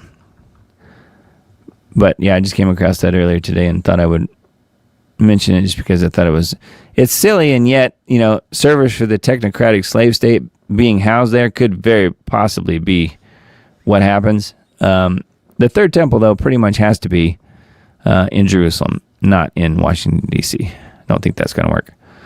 High likelihood Hamas will attack Europe in the next 6 months, intelligence report warns. Key targets in Europe include Israeli diplomatic missions and religious sites related to the Jewish state. So, Hamas attacking Europe in the next 6 months. That sounds like a false flag where they decide to attack someplace in Europe and blame Hamas for it, and then therefore bring them into the war between Israel and Iran and whoever else. Between Israel and the entire Middle East, for the most part. Anyway, I just thought that headline was interesting just because it's almost like, okay, false flag imminent. Sounds like. High likelihood Hamas will attack Europe in the next 6 months. So keep an eye out for that one, I guess. For you Instacart users, Instacart caught using shady algorithm to charge different prices to individual customers in the same stores. A bombshell study reveals a shady algorithm that charges different prices to different customers on the same grocery items in the same supermarkets without telling them, according to an explosive study. At a Target store in North Canton, Ohio, the wildly popular grocery app charged the customer $2.99 for Skippy Creamy Peanut Butter one day in September, while other Instacart users that day paid as much as $3.59 for the same jar picked from the same location. At a Safeway supermarket in Seattle, shoppers used Instacart and paid 5 different prices for the same Oscar Mayer deli turkey: $3.99, $4.31, $4.59, $4.69, and $4.89, a range that spanned a whopping 23% between the lowest and highest markup. So here's some other examples, I guess. Nearly 3/4 of grocery items in the study published Tuesday were sold at different price points on Instacart. The same pattern emerged at Target and Safeway stores across 4 cities, according to Groundwork Collaborative and Consumer Reports, which used 437 shoppers in its survey. The latest example of so-called dynamic pricing, the hated practice introduced more than a decade ago by Uber and Lyft, hiking prices for rides during rainstorms, that is nickel and diming consumers, even as relentless inflation has sparked an affordability crisis. Airlines are known to hike prices when more customers visit their site at the same time, a tactic known as surveillance pricing. Even fast food junkies claim to have spotted fluctuating prices on burger menus that are increasingly displayed on video screens. Groundwork, a consumer advocacy group, said Instacart's pricing algorithm could lead to shoppers forking over an extra $1,200 on groceries each year, even as food inflation has outpaced price increases for other goods since the pandemic. Nearly 3/4 of grocery items surveyed were sold at different price points on Instacart, one of the largest grocery shopping apps in the U.S. I'm looking to see where it mentions the white folks, because it has to do with your zip code, and where you happen to live, at least in part. Found no evidence that Instacart was using personal information but said it's almost certain that Instacart and other retailers have the ability to base prices on demographics like age and household income, as well as whether they're new or returning customers. So there you go. That's what matters. Age and household income. So they can tell that when you order on Instacart what you can afford, and they charge you accordingly. So you can see how this whole digital universe we are living in is already has been constructed all around us, and we're already being victimized by it. So that's a New York Post article. Then this one from Slay News, not exactly surprising. Canada has begun euthanizing prison inmates. Isn't that nice? Canada's euthanasia crisis has now reached inside federal prisons, with new statistics revealing that the government has now begun euthanizing prisoners under the nation-state's sanctioned assisted suicide program, MAID. The new data revealed that at least 15 federal prison inmates were euthanized under Canada's Medical Assistance in Dying, MAID, scheme since 2018. So 15 of them. The information comes from an order paper response showing that Corrective Service Canada approved MAID deaths for inmates before their sentences were completed. The finding is raising serious questions about coercion, oversight, and rapid normalization of euthanasia inside government institutions. Wow. The numbers show a grim escalation, revealing that inmates have been euthanized every year since the expansion emerged in 2018. The documents leave out key details, including the identities of the inmates, the prisons where deaths occurred, or whether the individuals were male or female. The government also refused to clarify whether each case fell under Track 1 MAID, terminal or serious illness, or Track 2. Track 2 is the far more controversial category, permitting euthanasia even when natural death is not foreseeable in situations such as depression or poverty. So if you wanted to kill yourself over depression or poverty, you could use the MAID system in Canada. Wow. What is clear is that since legalization, 67 federal inmates have applied for MAID, with requests rising sharply in the past 2 years. 67 federal inmates have applied for MAID. Wow. It says, according to a new report, Canada has euthanized 90,000 people since 2016. So the government is one of the top leading killers / murderers in the country of Canada. I'm sure that's definitely not an accident. That's the way it's supposed to be. Rasmussen reports just 23% think AI could do their job. Even though a majority of Americans believe that artificial intelligence may be doing most jobs in the future, they don't see it as a threat for their own employment. They just don't understand it then, if you ask me. The latest Rasmussen report, National Telephone and Online Survey, finds that 64% of American adults think it is likely that most jobs in America will be done by artificial intelligence 25 years from now, including 27% who say it's very likely. 28% don't consider it likely that AI will be doing most jobs by 2050. Wow, these people are clearly not following what's happening with AI. Anyway, survey of 1,324 American adults. So I would say that they are wrong about that, especially if they are, white-collar folks. If they're blue-collar folks, I think their jobs are a little safer, honestly. Anyway, that's on RasmussenReports.com. And I only read what I could read. The rest of it is behind a paywall, unfortunately. But that is, it's a good site, and they have some good statistics for sure. Wise Wolf Media this week. The perfect lie machine. Deepfakes have delivered Satan his greatest weapon yet. How 6 corporations ended up controlling everything you think is true. So there is the most recent post on here. The fallen angel that became the werewolf saint. How a dog-headed cannibal became one of Christianity's most beloved saints. So that's a weird one. Restack this. It says Joe Rogan, billionaire occultists, and the AI Antichrist they're building right now.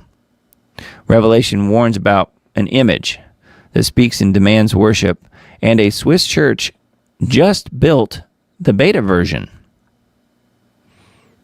Okay, I guess we have to see that one. Let's look.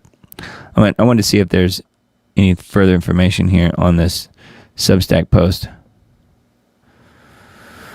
As far as what the Swiss are doing, not metaphor, not allegory, plain warning, an image. Given power, it speaks, it demands worship.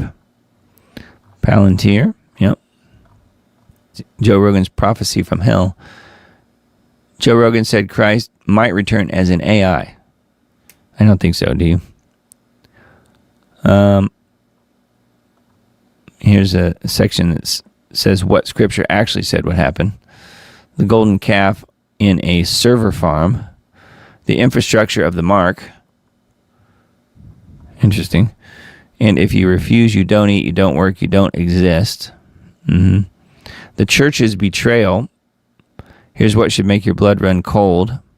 A church participating in this. Yep. Your soul is at stake. What you do matters. What you do now matters. So anyway, that is just some of the bullet points here on this article. Wise Wolf Media on Substack. Always good. All right, couple articles from WNG.org. Trump rule on AI seeks to overrule state laws. Mentioned this earlier, but yeah, this is not good. Not good. Achieving global dominance in AI requires cutting burdensome regulations across the states. Burdensome. Yeah, holding back the states, that's very burdensome. You wouldn't want to do that. Might get in the way of tyranny. According to an executive order signed by Trump on Thursday evening, the directive called out states for creating a patchwork of regulations, saying they impinged on interstate commerce. So they're couching it in interstate commerce. Trump highlighted Colorado's law as particularly unacceptable for mandating anti-discrimination coding for algorithms. It says what will happen to state laws. States and territories have introduced more than 1,200 pieces of legislation related to AI since 2024. Wow. Around 60 laws took effect related to AI use in the private sector and documenting the provenance of the AI products. The executive order called on Attorney General Pam Bondi to set up AI litigation task force to review state laws and challenge them in court if they exceed the president's framework of a low regulatory burden for AI. States out of compliance could lose some federal funding. So there you go. They've couched it on federal funding. So if you don't follow along, we're going to cut your funding. White House Special Advisor for AI and Crypto, David Sachs, will work with policymakers on legislative framework for a national AI standard to pass through Congress, according to the order. So this is not good. Not good at all what Trump is doing with forcing the states to follow suit here. Not good. Another one from WNG.org. Disney greenlights AI-generated fan content. R2-D2, Stitch, and Lightning McQueen are copyright-protected characters, but they will soon feature in AI-generated videos on social media with the blessing of Walt Disney. On Thursday, the media giant behind studios like Star Wars, Marvel, and Pixar announced a 3-year licensing agreement with OpenAI. The plan allows users of OpenAI's Sora short-form video generator to work with more than 200 licensed characters, but only animated, masked, or creature ones. The deal does not include the likenesses or voices of any Disney actors. In exchange, Disney is making $1 billion equity investment in OpenAI with the opportunity to buy more of the future in the future, more stock in the future. Disney CEO Robert Iger said the partnership would put tools for creativity and imagination in the hands of fans. Wow. What about other AI companies? Disney sued AI company Midjourney in June for copyright infringement and sent a cease and desist letter to Character.ai in September, one day before announcing the deal with OpenAI. Disney sent a cease and desist letter to Google, saying the company's image generators are infringing Disney's copyright for its characters. When asked about the letter, Iger told CNBC his company has been aggressive in protecting its intellectual property, but multiple rounds of conversation with Google did not lead to the protections that Disney wanted. Anyway, pretty interesting. Looks like they're going to license some of the beloved Disney characters to AI, but only if you're on OpenAI and only if you're using Sora, which is one of their products. So, wow. LeoHoman.com. My 2026 outlook: economic indicators, AI-powered digital takeover of human identities, and the march to war. What's up for the economy, technocratic surveillance strategies, and the war on the middle class? Question mark. And there's a lot going on under the radar as we wind up the year 2025, especially with regards to war, the economy, and the continued takeover of society by artificial intelligence, to the detriment of that forgotten document that underpins our republic called the U.S. Constitution. So here's a breakdown from Leo Homan, how it's likely to continue playing out in 2026. So that's an interesting one. This is the actual article here on his Substack, talking about Trump removing AI constraints and so forth. Nations preparing for war. So, pretty wild. Natural News article: 1,000 evangelical pastors commissioned as pro-Israel ambassadors in Israeli-funded summit. Does anybody think that Israel is not taking over the world at this point? Because it sure sounds like it, doesn't it? Over 1,000 American evangelical pastors and influencers attended an all-expenses-paid trip to Israel. Gee, I wonder who funded that. Organized by the Friends of Zion initiative and funded by the Israeli Foreign Ministry, which probably means the American taxpayer. The event aimed to solidify evangelical Christian support for Israel amid growing global criticism of its military actions in Gaza and the West Bank. Yep, that's right. And then, of course, the U.S. steps in and covers all of those costs. Netanyahu personally addressed the group, urging them to stand up and be counted and counter anti-Israel narratives among young people. Evangelical leader Mike Evans framed the summit as a counter-ideological war against declining support for Israel in the United States. Gee, I wonder why their support is declining, especially amongst the young folks. Yeah, that would be called genocide. That's why. Evangelical force shaping Israel's future. Another bullet point here. And then Noam Chomsky's historical origin of Christian Zionism. Embedded video here. So anyway, I thought that one was kind of an interesting one and wanted to point that out. But yeah, I do think that Israel is in process of taking over the world at this point. I'm not joking. All right, Wine Press. Hack attack. Trump reportedly turning to private firms to launch offensive cyber attacks against, quote, foreign adversaries. Trump approves first round of crypto stablecoin banks ahead of Genius Act implementation. Bipartisan Congress overwhelmingly passes $901 billion military defense bill. And money for Ukraine and Israel. Of course. They always get paid. Special report: the EU must be broken up or we will all die. We've got a video on this, actually. We'll watch this in a minute.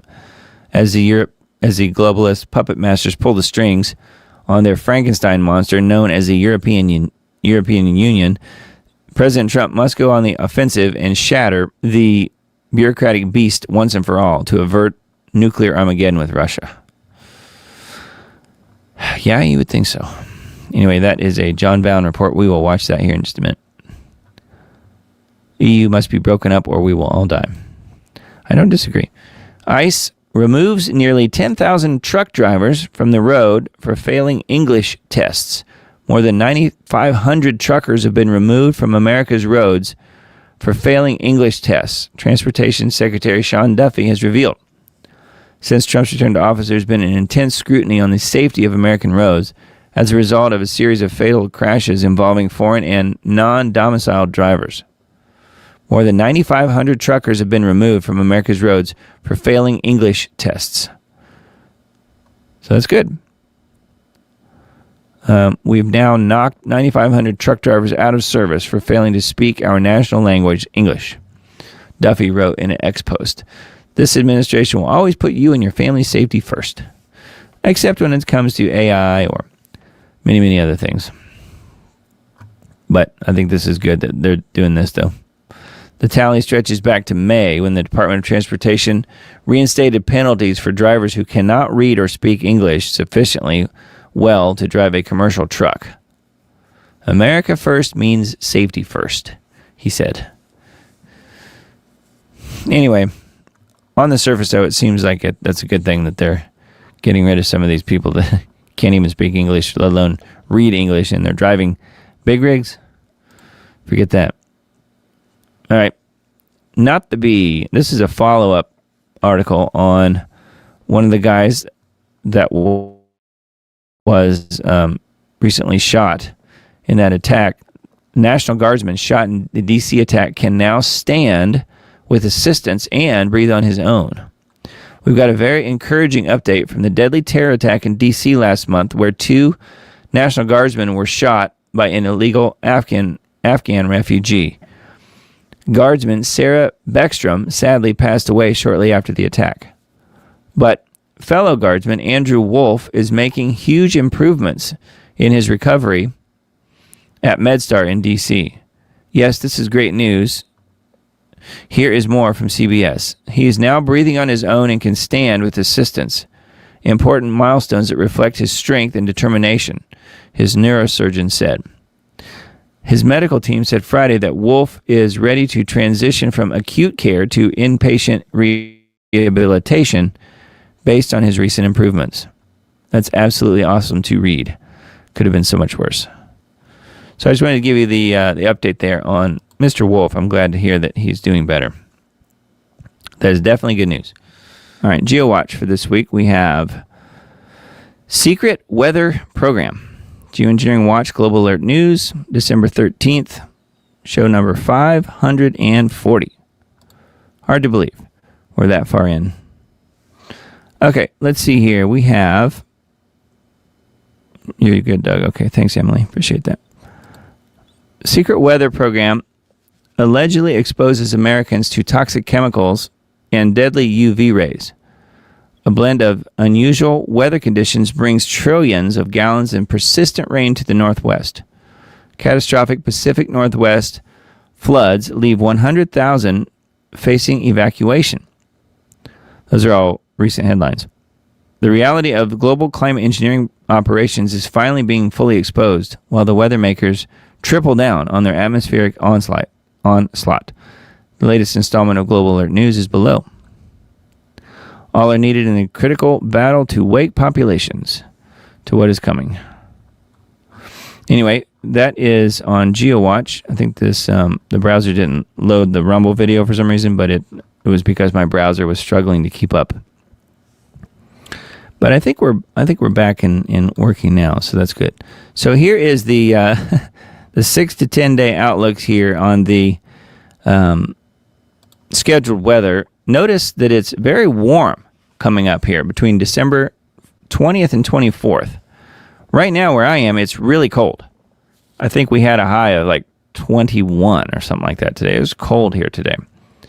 But it's because of the chemical ice nucleation that they've been scheduling for the last few days and indeed implementing for the last few days. So yeah, it's cold here, but it will rebound very, very quickly.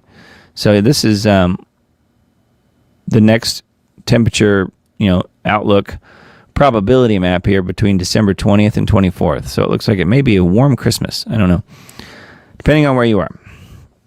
So we don't really have the half and half split. They reach a point where they can't really cool things down constantly. So it does rebound in between those cool down periods. So that's what we're seeing here. That is a scheduled weather outlook. And then climate reanalyzer, notice, at least where I am here, we're 13 degrees below normal. That's based on today's temperatures. Like I said, it was minus 21 here. I'm sorry, it was 21 degrees here today. So if you just add 13 to that, that would be about what it normally would be this time of year, if there's such thing as normal. But keeping in mind that that's the chemical cool down, keeping in mind that rebound I was just talking about. So this is starting Wednesday this week, December 17th. We're going to be back to 7 degrees above normal.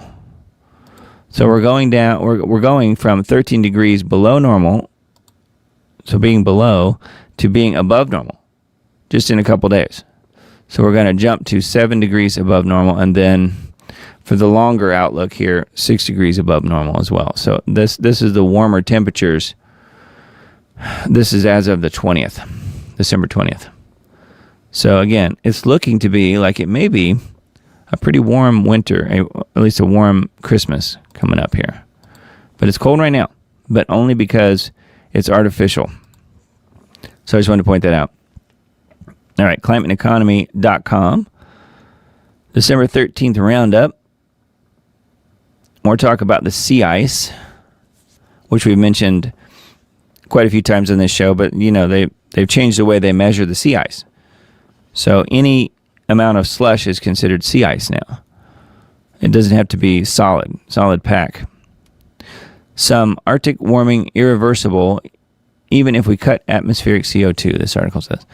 Hundreds of iceberg earthquakes detected at the crumbling end of Antarctica's Doomsday Glacier. So that's not good. Iceberg earthquakes. You ever heard of that? That's a new one. Polar bears in warmest Greenland are rewriting their DNA. Wow, they're pretty smart. Looking to see what else that might be worth mentioning. Droughts in Turkey. Okay, here's the sinkholes in Turkey that I mentioned earlier. Record heat in the Congo. So lots of heat, lots of floods. Israel, flooding in Israel. Iraq, water crisis. Deadly flood sweeps northern Iraq. The south faces a water crisis. So, wow. Geoengineering is wreaking havoc on this world of ours. So, lots of flooding. So, anyway, that's on climateandeconomy.com for this week. Little bit of a KC3 update. It depends on who you ask. I've had people send me articles and links to things saying, oh, King Charles doesn't have long to live.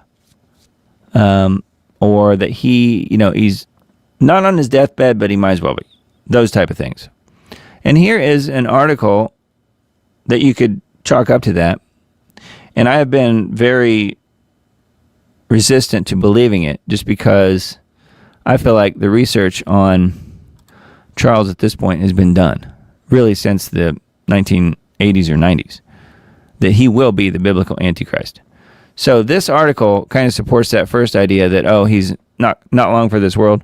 Cancer-stricken King Charles may invite Prince Harry to royal family's meaningful Christmas since it could be his last, insiders say. So Prince Harry, I guess, I don't know, they're estranged. I don't know exactly why. Don't care. Doesn't matter. Royal family may experience a Christmas miracle this year as royal experts believe it's possible that Prince Harry could reunite with his loved ones for the holiday. Who cares? That's not really what the point of this is. The point is they're talking about how this could be Charles's last Christmas. And I have always been, like I said, resistant to believe that. And here is further proof that what I'm thinking may actually be what happens. King Charles delivers emotional video message sharing that doctors have scaled back his cancer treatment after positive reaction to medication. Now, this is saying good news for Christmas. I think that's debatable, isn't it? Charles III may not be the best British king ever, but in times of political and economic crises, he is at least someone that people can look up to as he battles an unspecified form of cancer. The British public's emotions is constantly swinging between hope and worry as the headlines alternate between the king is dying and it's his last Christmas, which is what I just read, and the king is improving. Today we have a reputable report of this last kind, and the source is the king himself. This is a Fox News X post. Says, good news, King Charles says doctors will scale back his cancer treatment after he had received a positive response. Here's literally his quote. Today I am able to share with you the good news that thanks to an early diagnosis, effective intervention, and adherence to doctors' orders, my own schedule of cancer treatment can be reduced in the new year. So that is literally Charles's own words. So if you tend to believe that he's not long for this world and that he is going to be dying soon from cancer, don't buy it.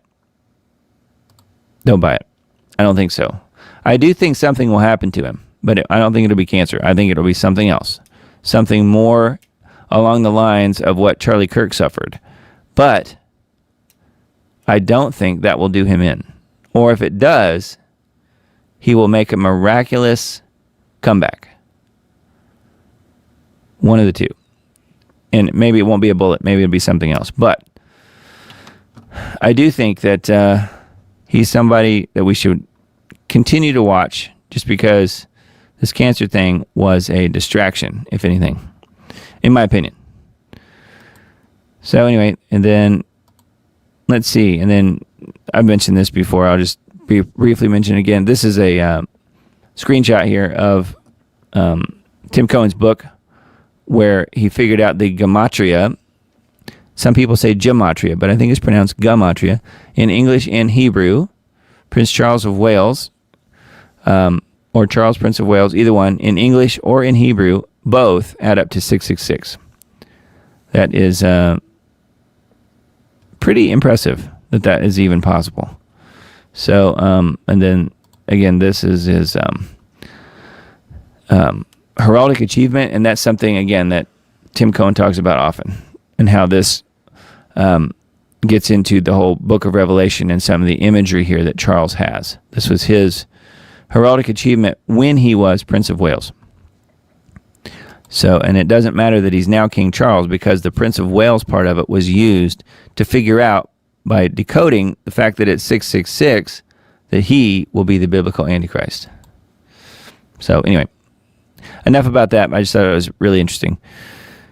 Sydney Hanukkah shooting fueled by years of anti-Semitic incitement.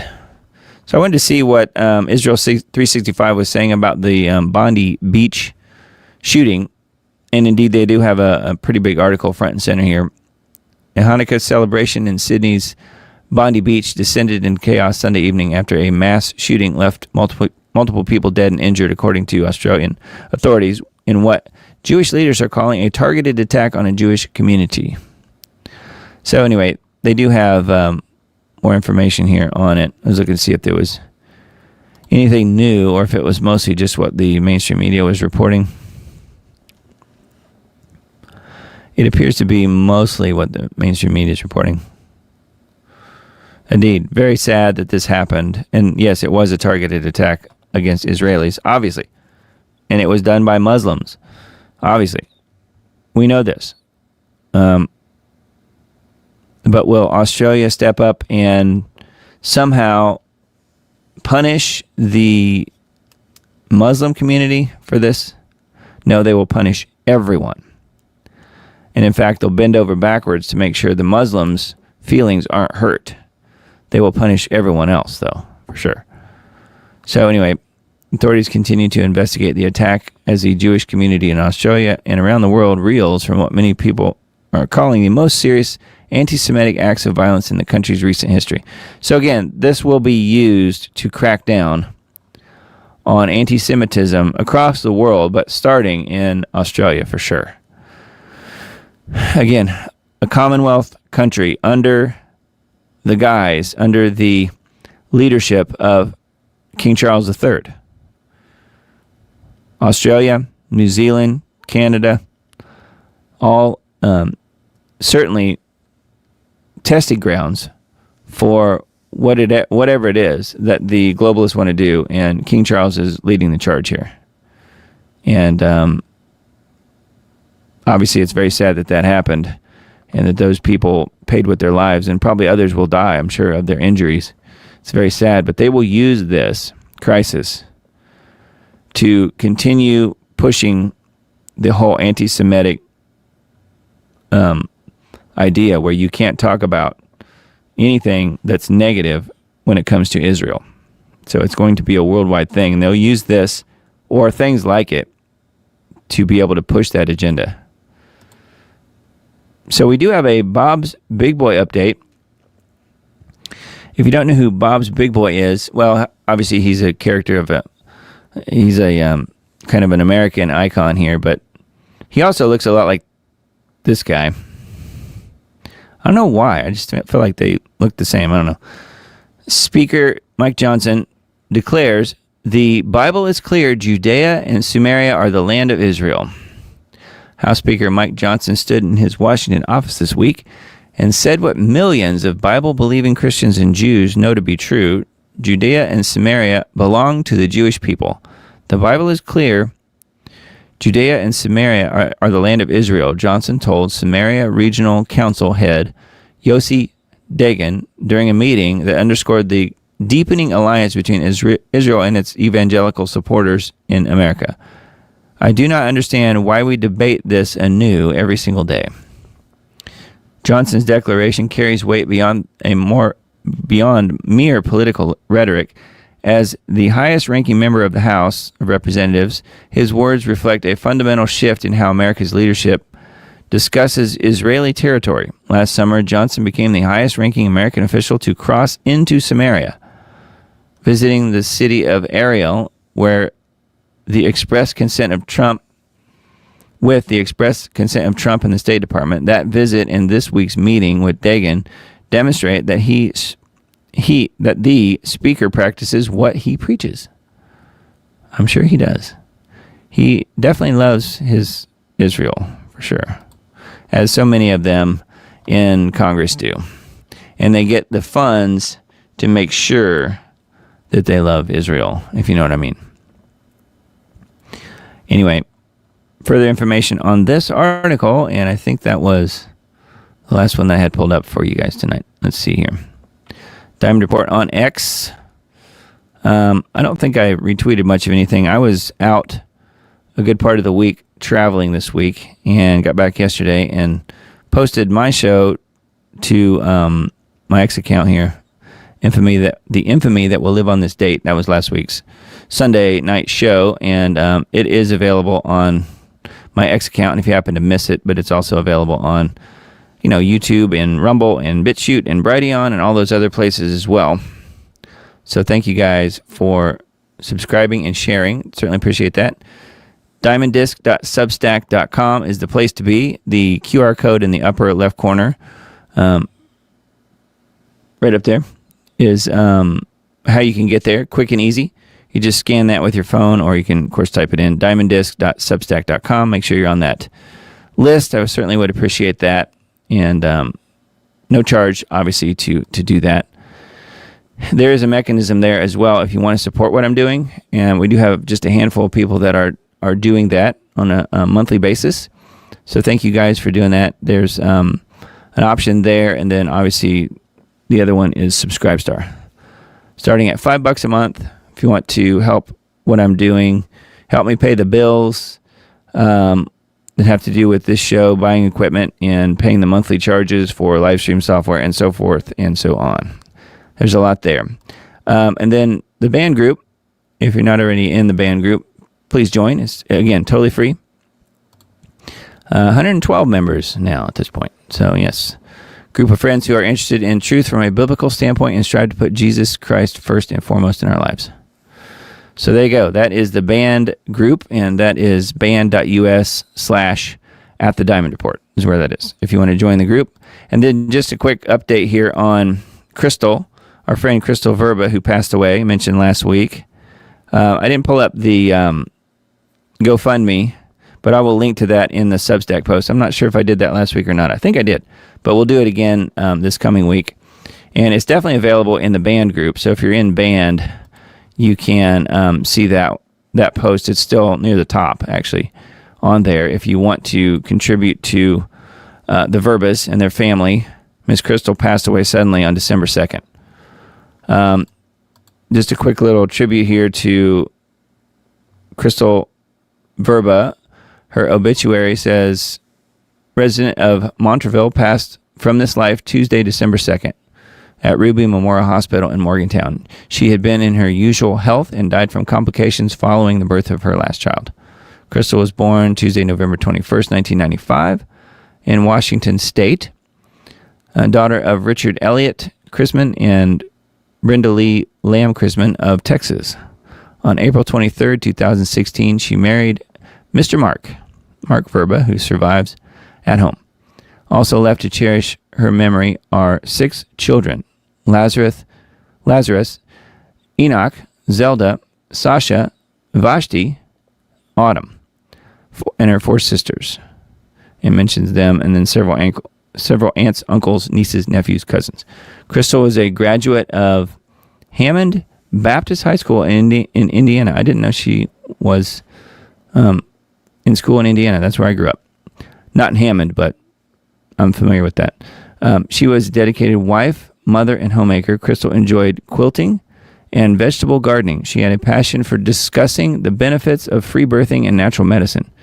Crystal was a Christian and a believer in Jesus Christ. So the graveside service was held December 10th. So that is all happened at this point. And I did see some Facebook posts about that. Mr. Mark posted this.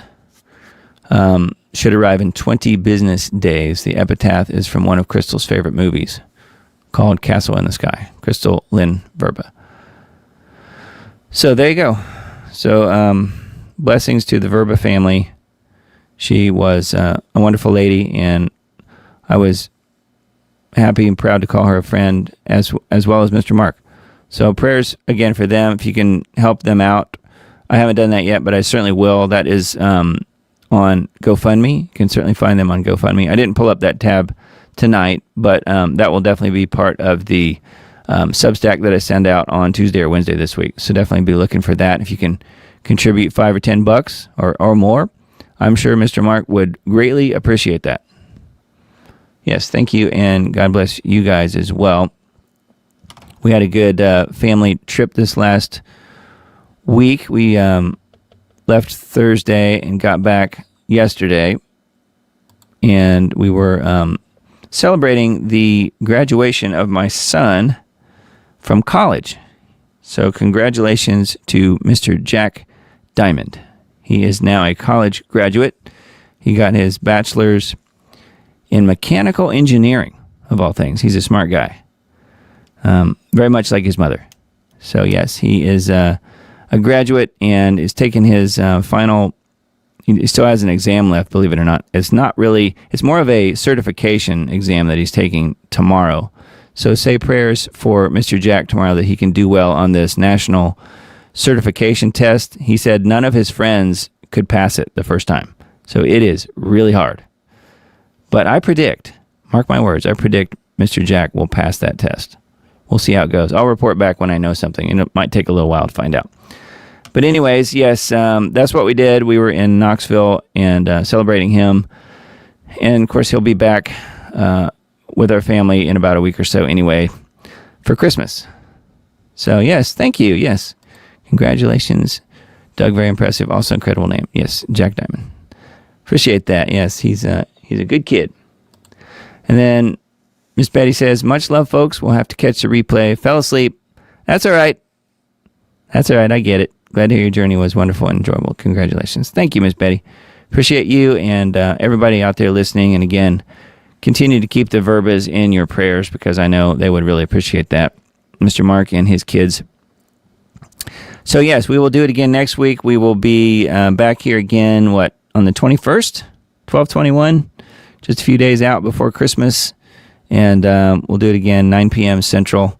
So let's close with this last video that I mentioned earlier. It is the one about the EU. The EU must be broken up or we will all die.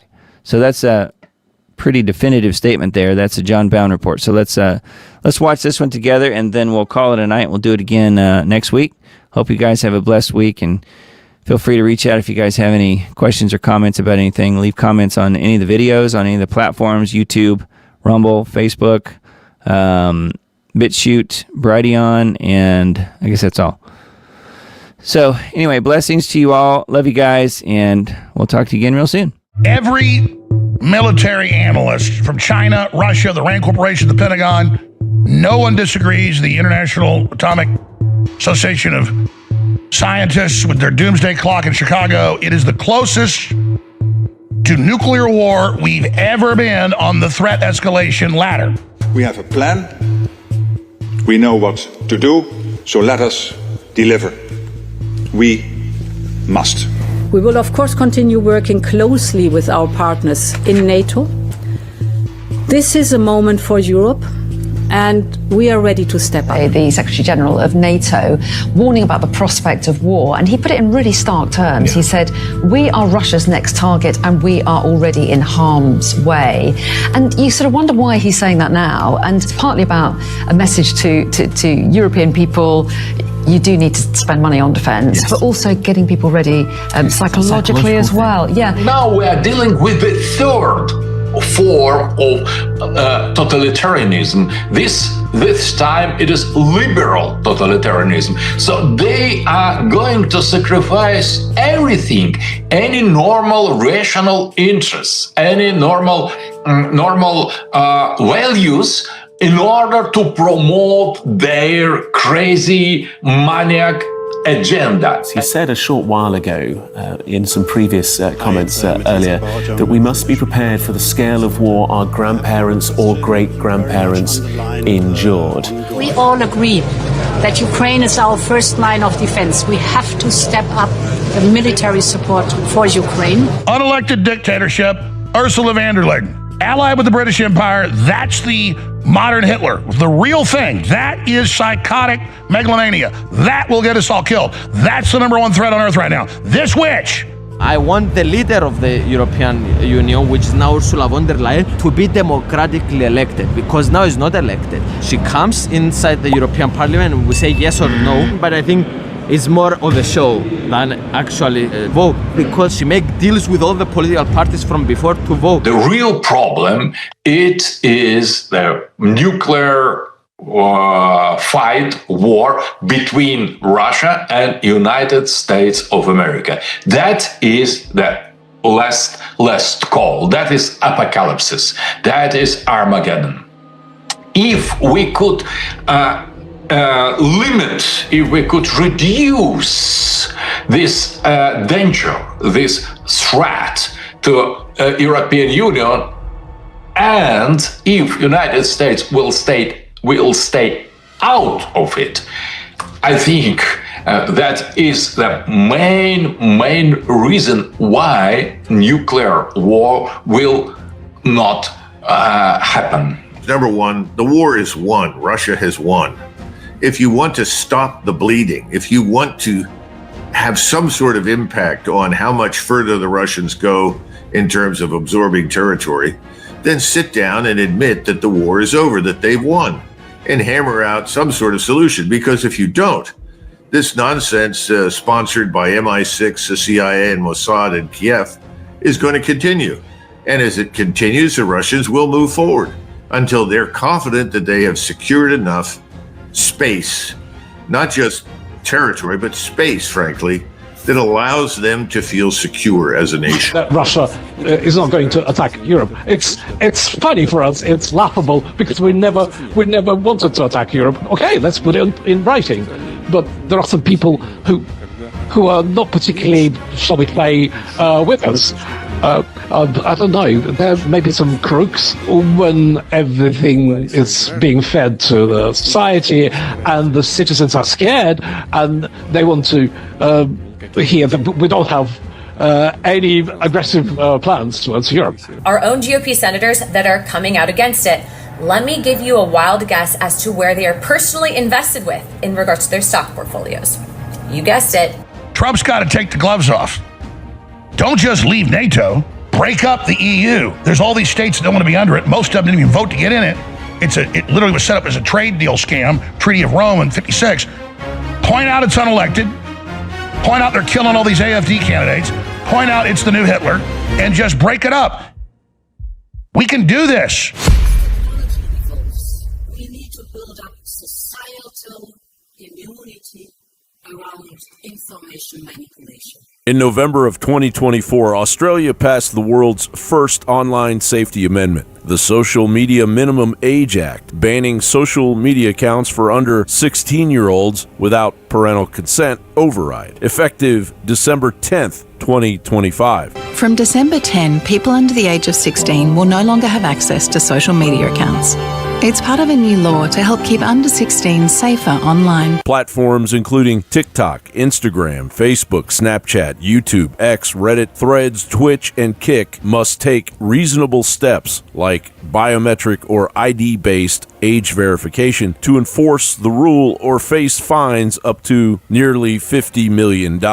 Every kid is worried about this. They think it's literally their identity online. The law enjoys broad parental support in Australia, but is fiercely opposed by tech companies, the Electronic Frontier Foundation, and Elon Musk, who calls it a backdoor way to control access to the internet. They will glorify it, and they'll make it sound like a really fantastic thing, and it's completely not that. It's all trickery. It's all to push us into a communist style of living. Once again, the globalists have hitched what appears to be legislation for the common good to their wagon cart of totalitarian domination, a slippery slope that normalizes mass surveillance, risks sensitive data breaches, isolates teens from educational networks, and may drive minors to unregulated underground apps, setting Generation Alpha up to be surveilled to the nth degree once they reach 16 years of age. The company is also rolling out notifications warning teenagers of the ban, asking them to verify their age,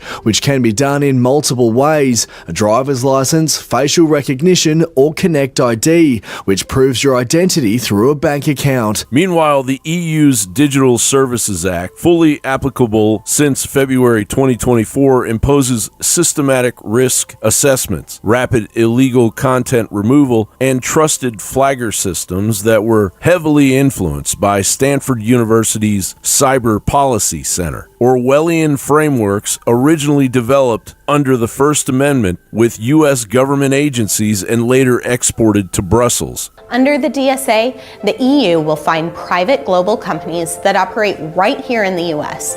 Think Facebook, Instagram, YouTube, and X.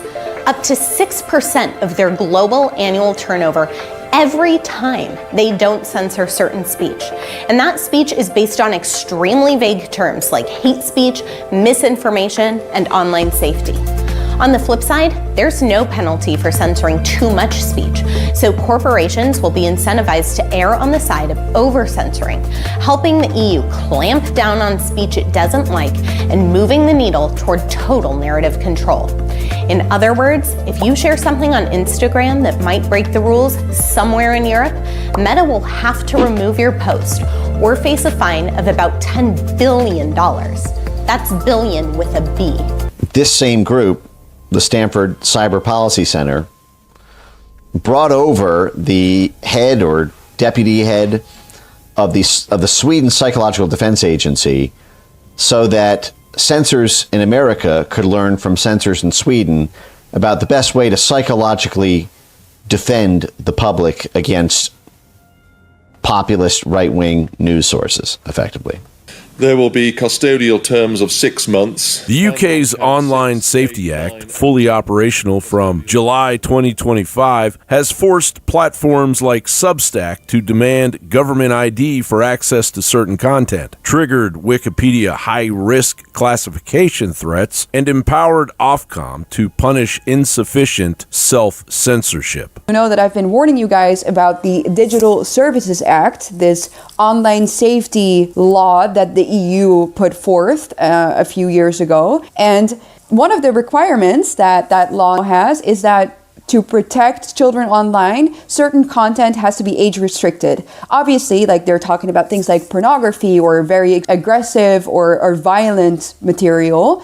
But also, yours truly has been flagged as someone who creates sensitive content. And so all of my posts now have this sensitivity warning, and you have to actively go and click it and verify your age to be able to see what I post and what I write. All of this now amplified by cases like Irish teacher Enoch Burke's repeated imprisonment and an indefinite term of imprisonment for defying court orders tied to pronoun policy. There are two judgments of the Court of Appeal extant with diametrically opposite findings on a most serious aspect of the disciplinary process, i.e., what is the basis for the disciplinary action against Enoch Burke.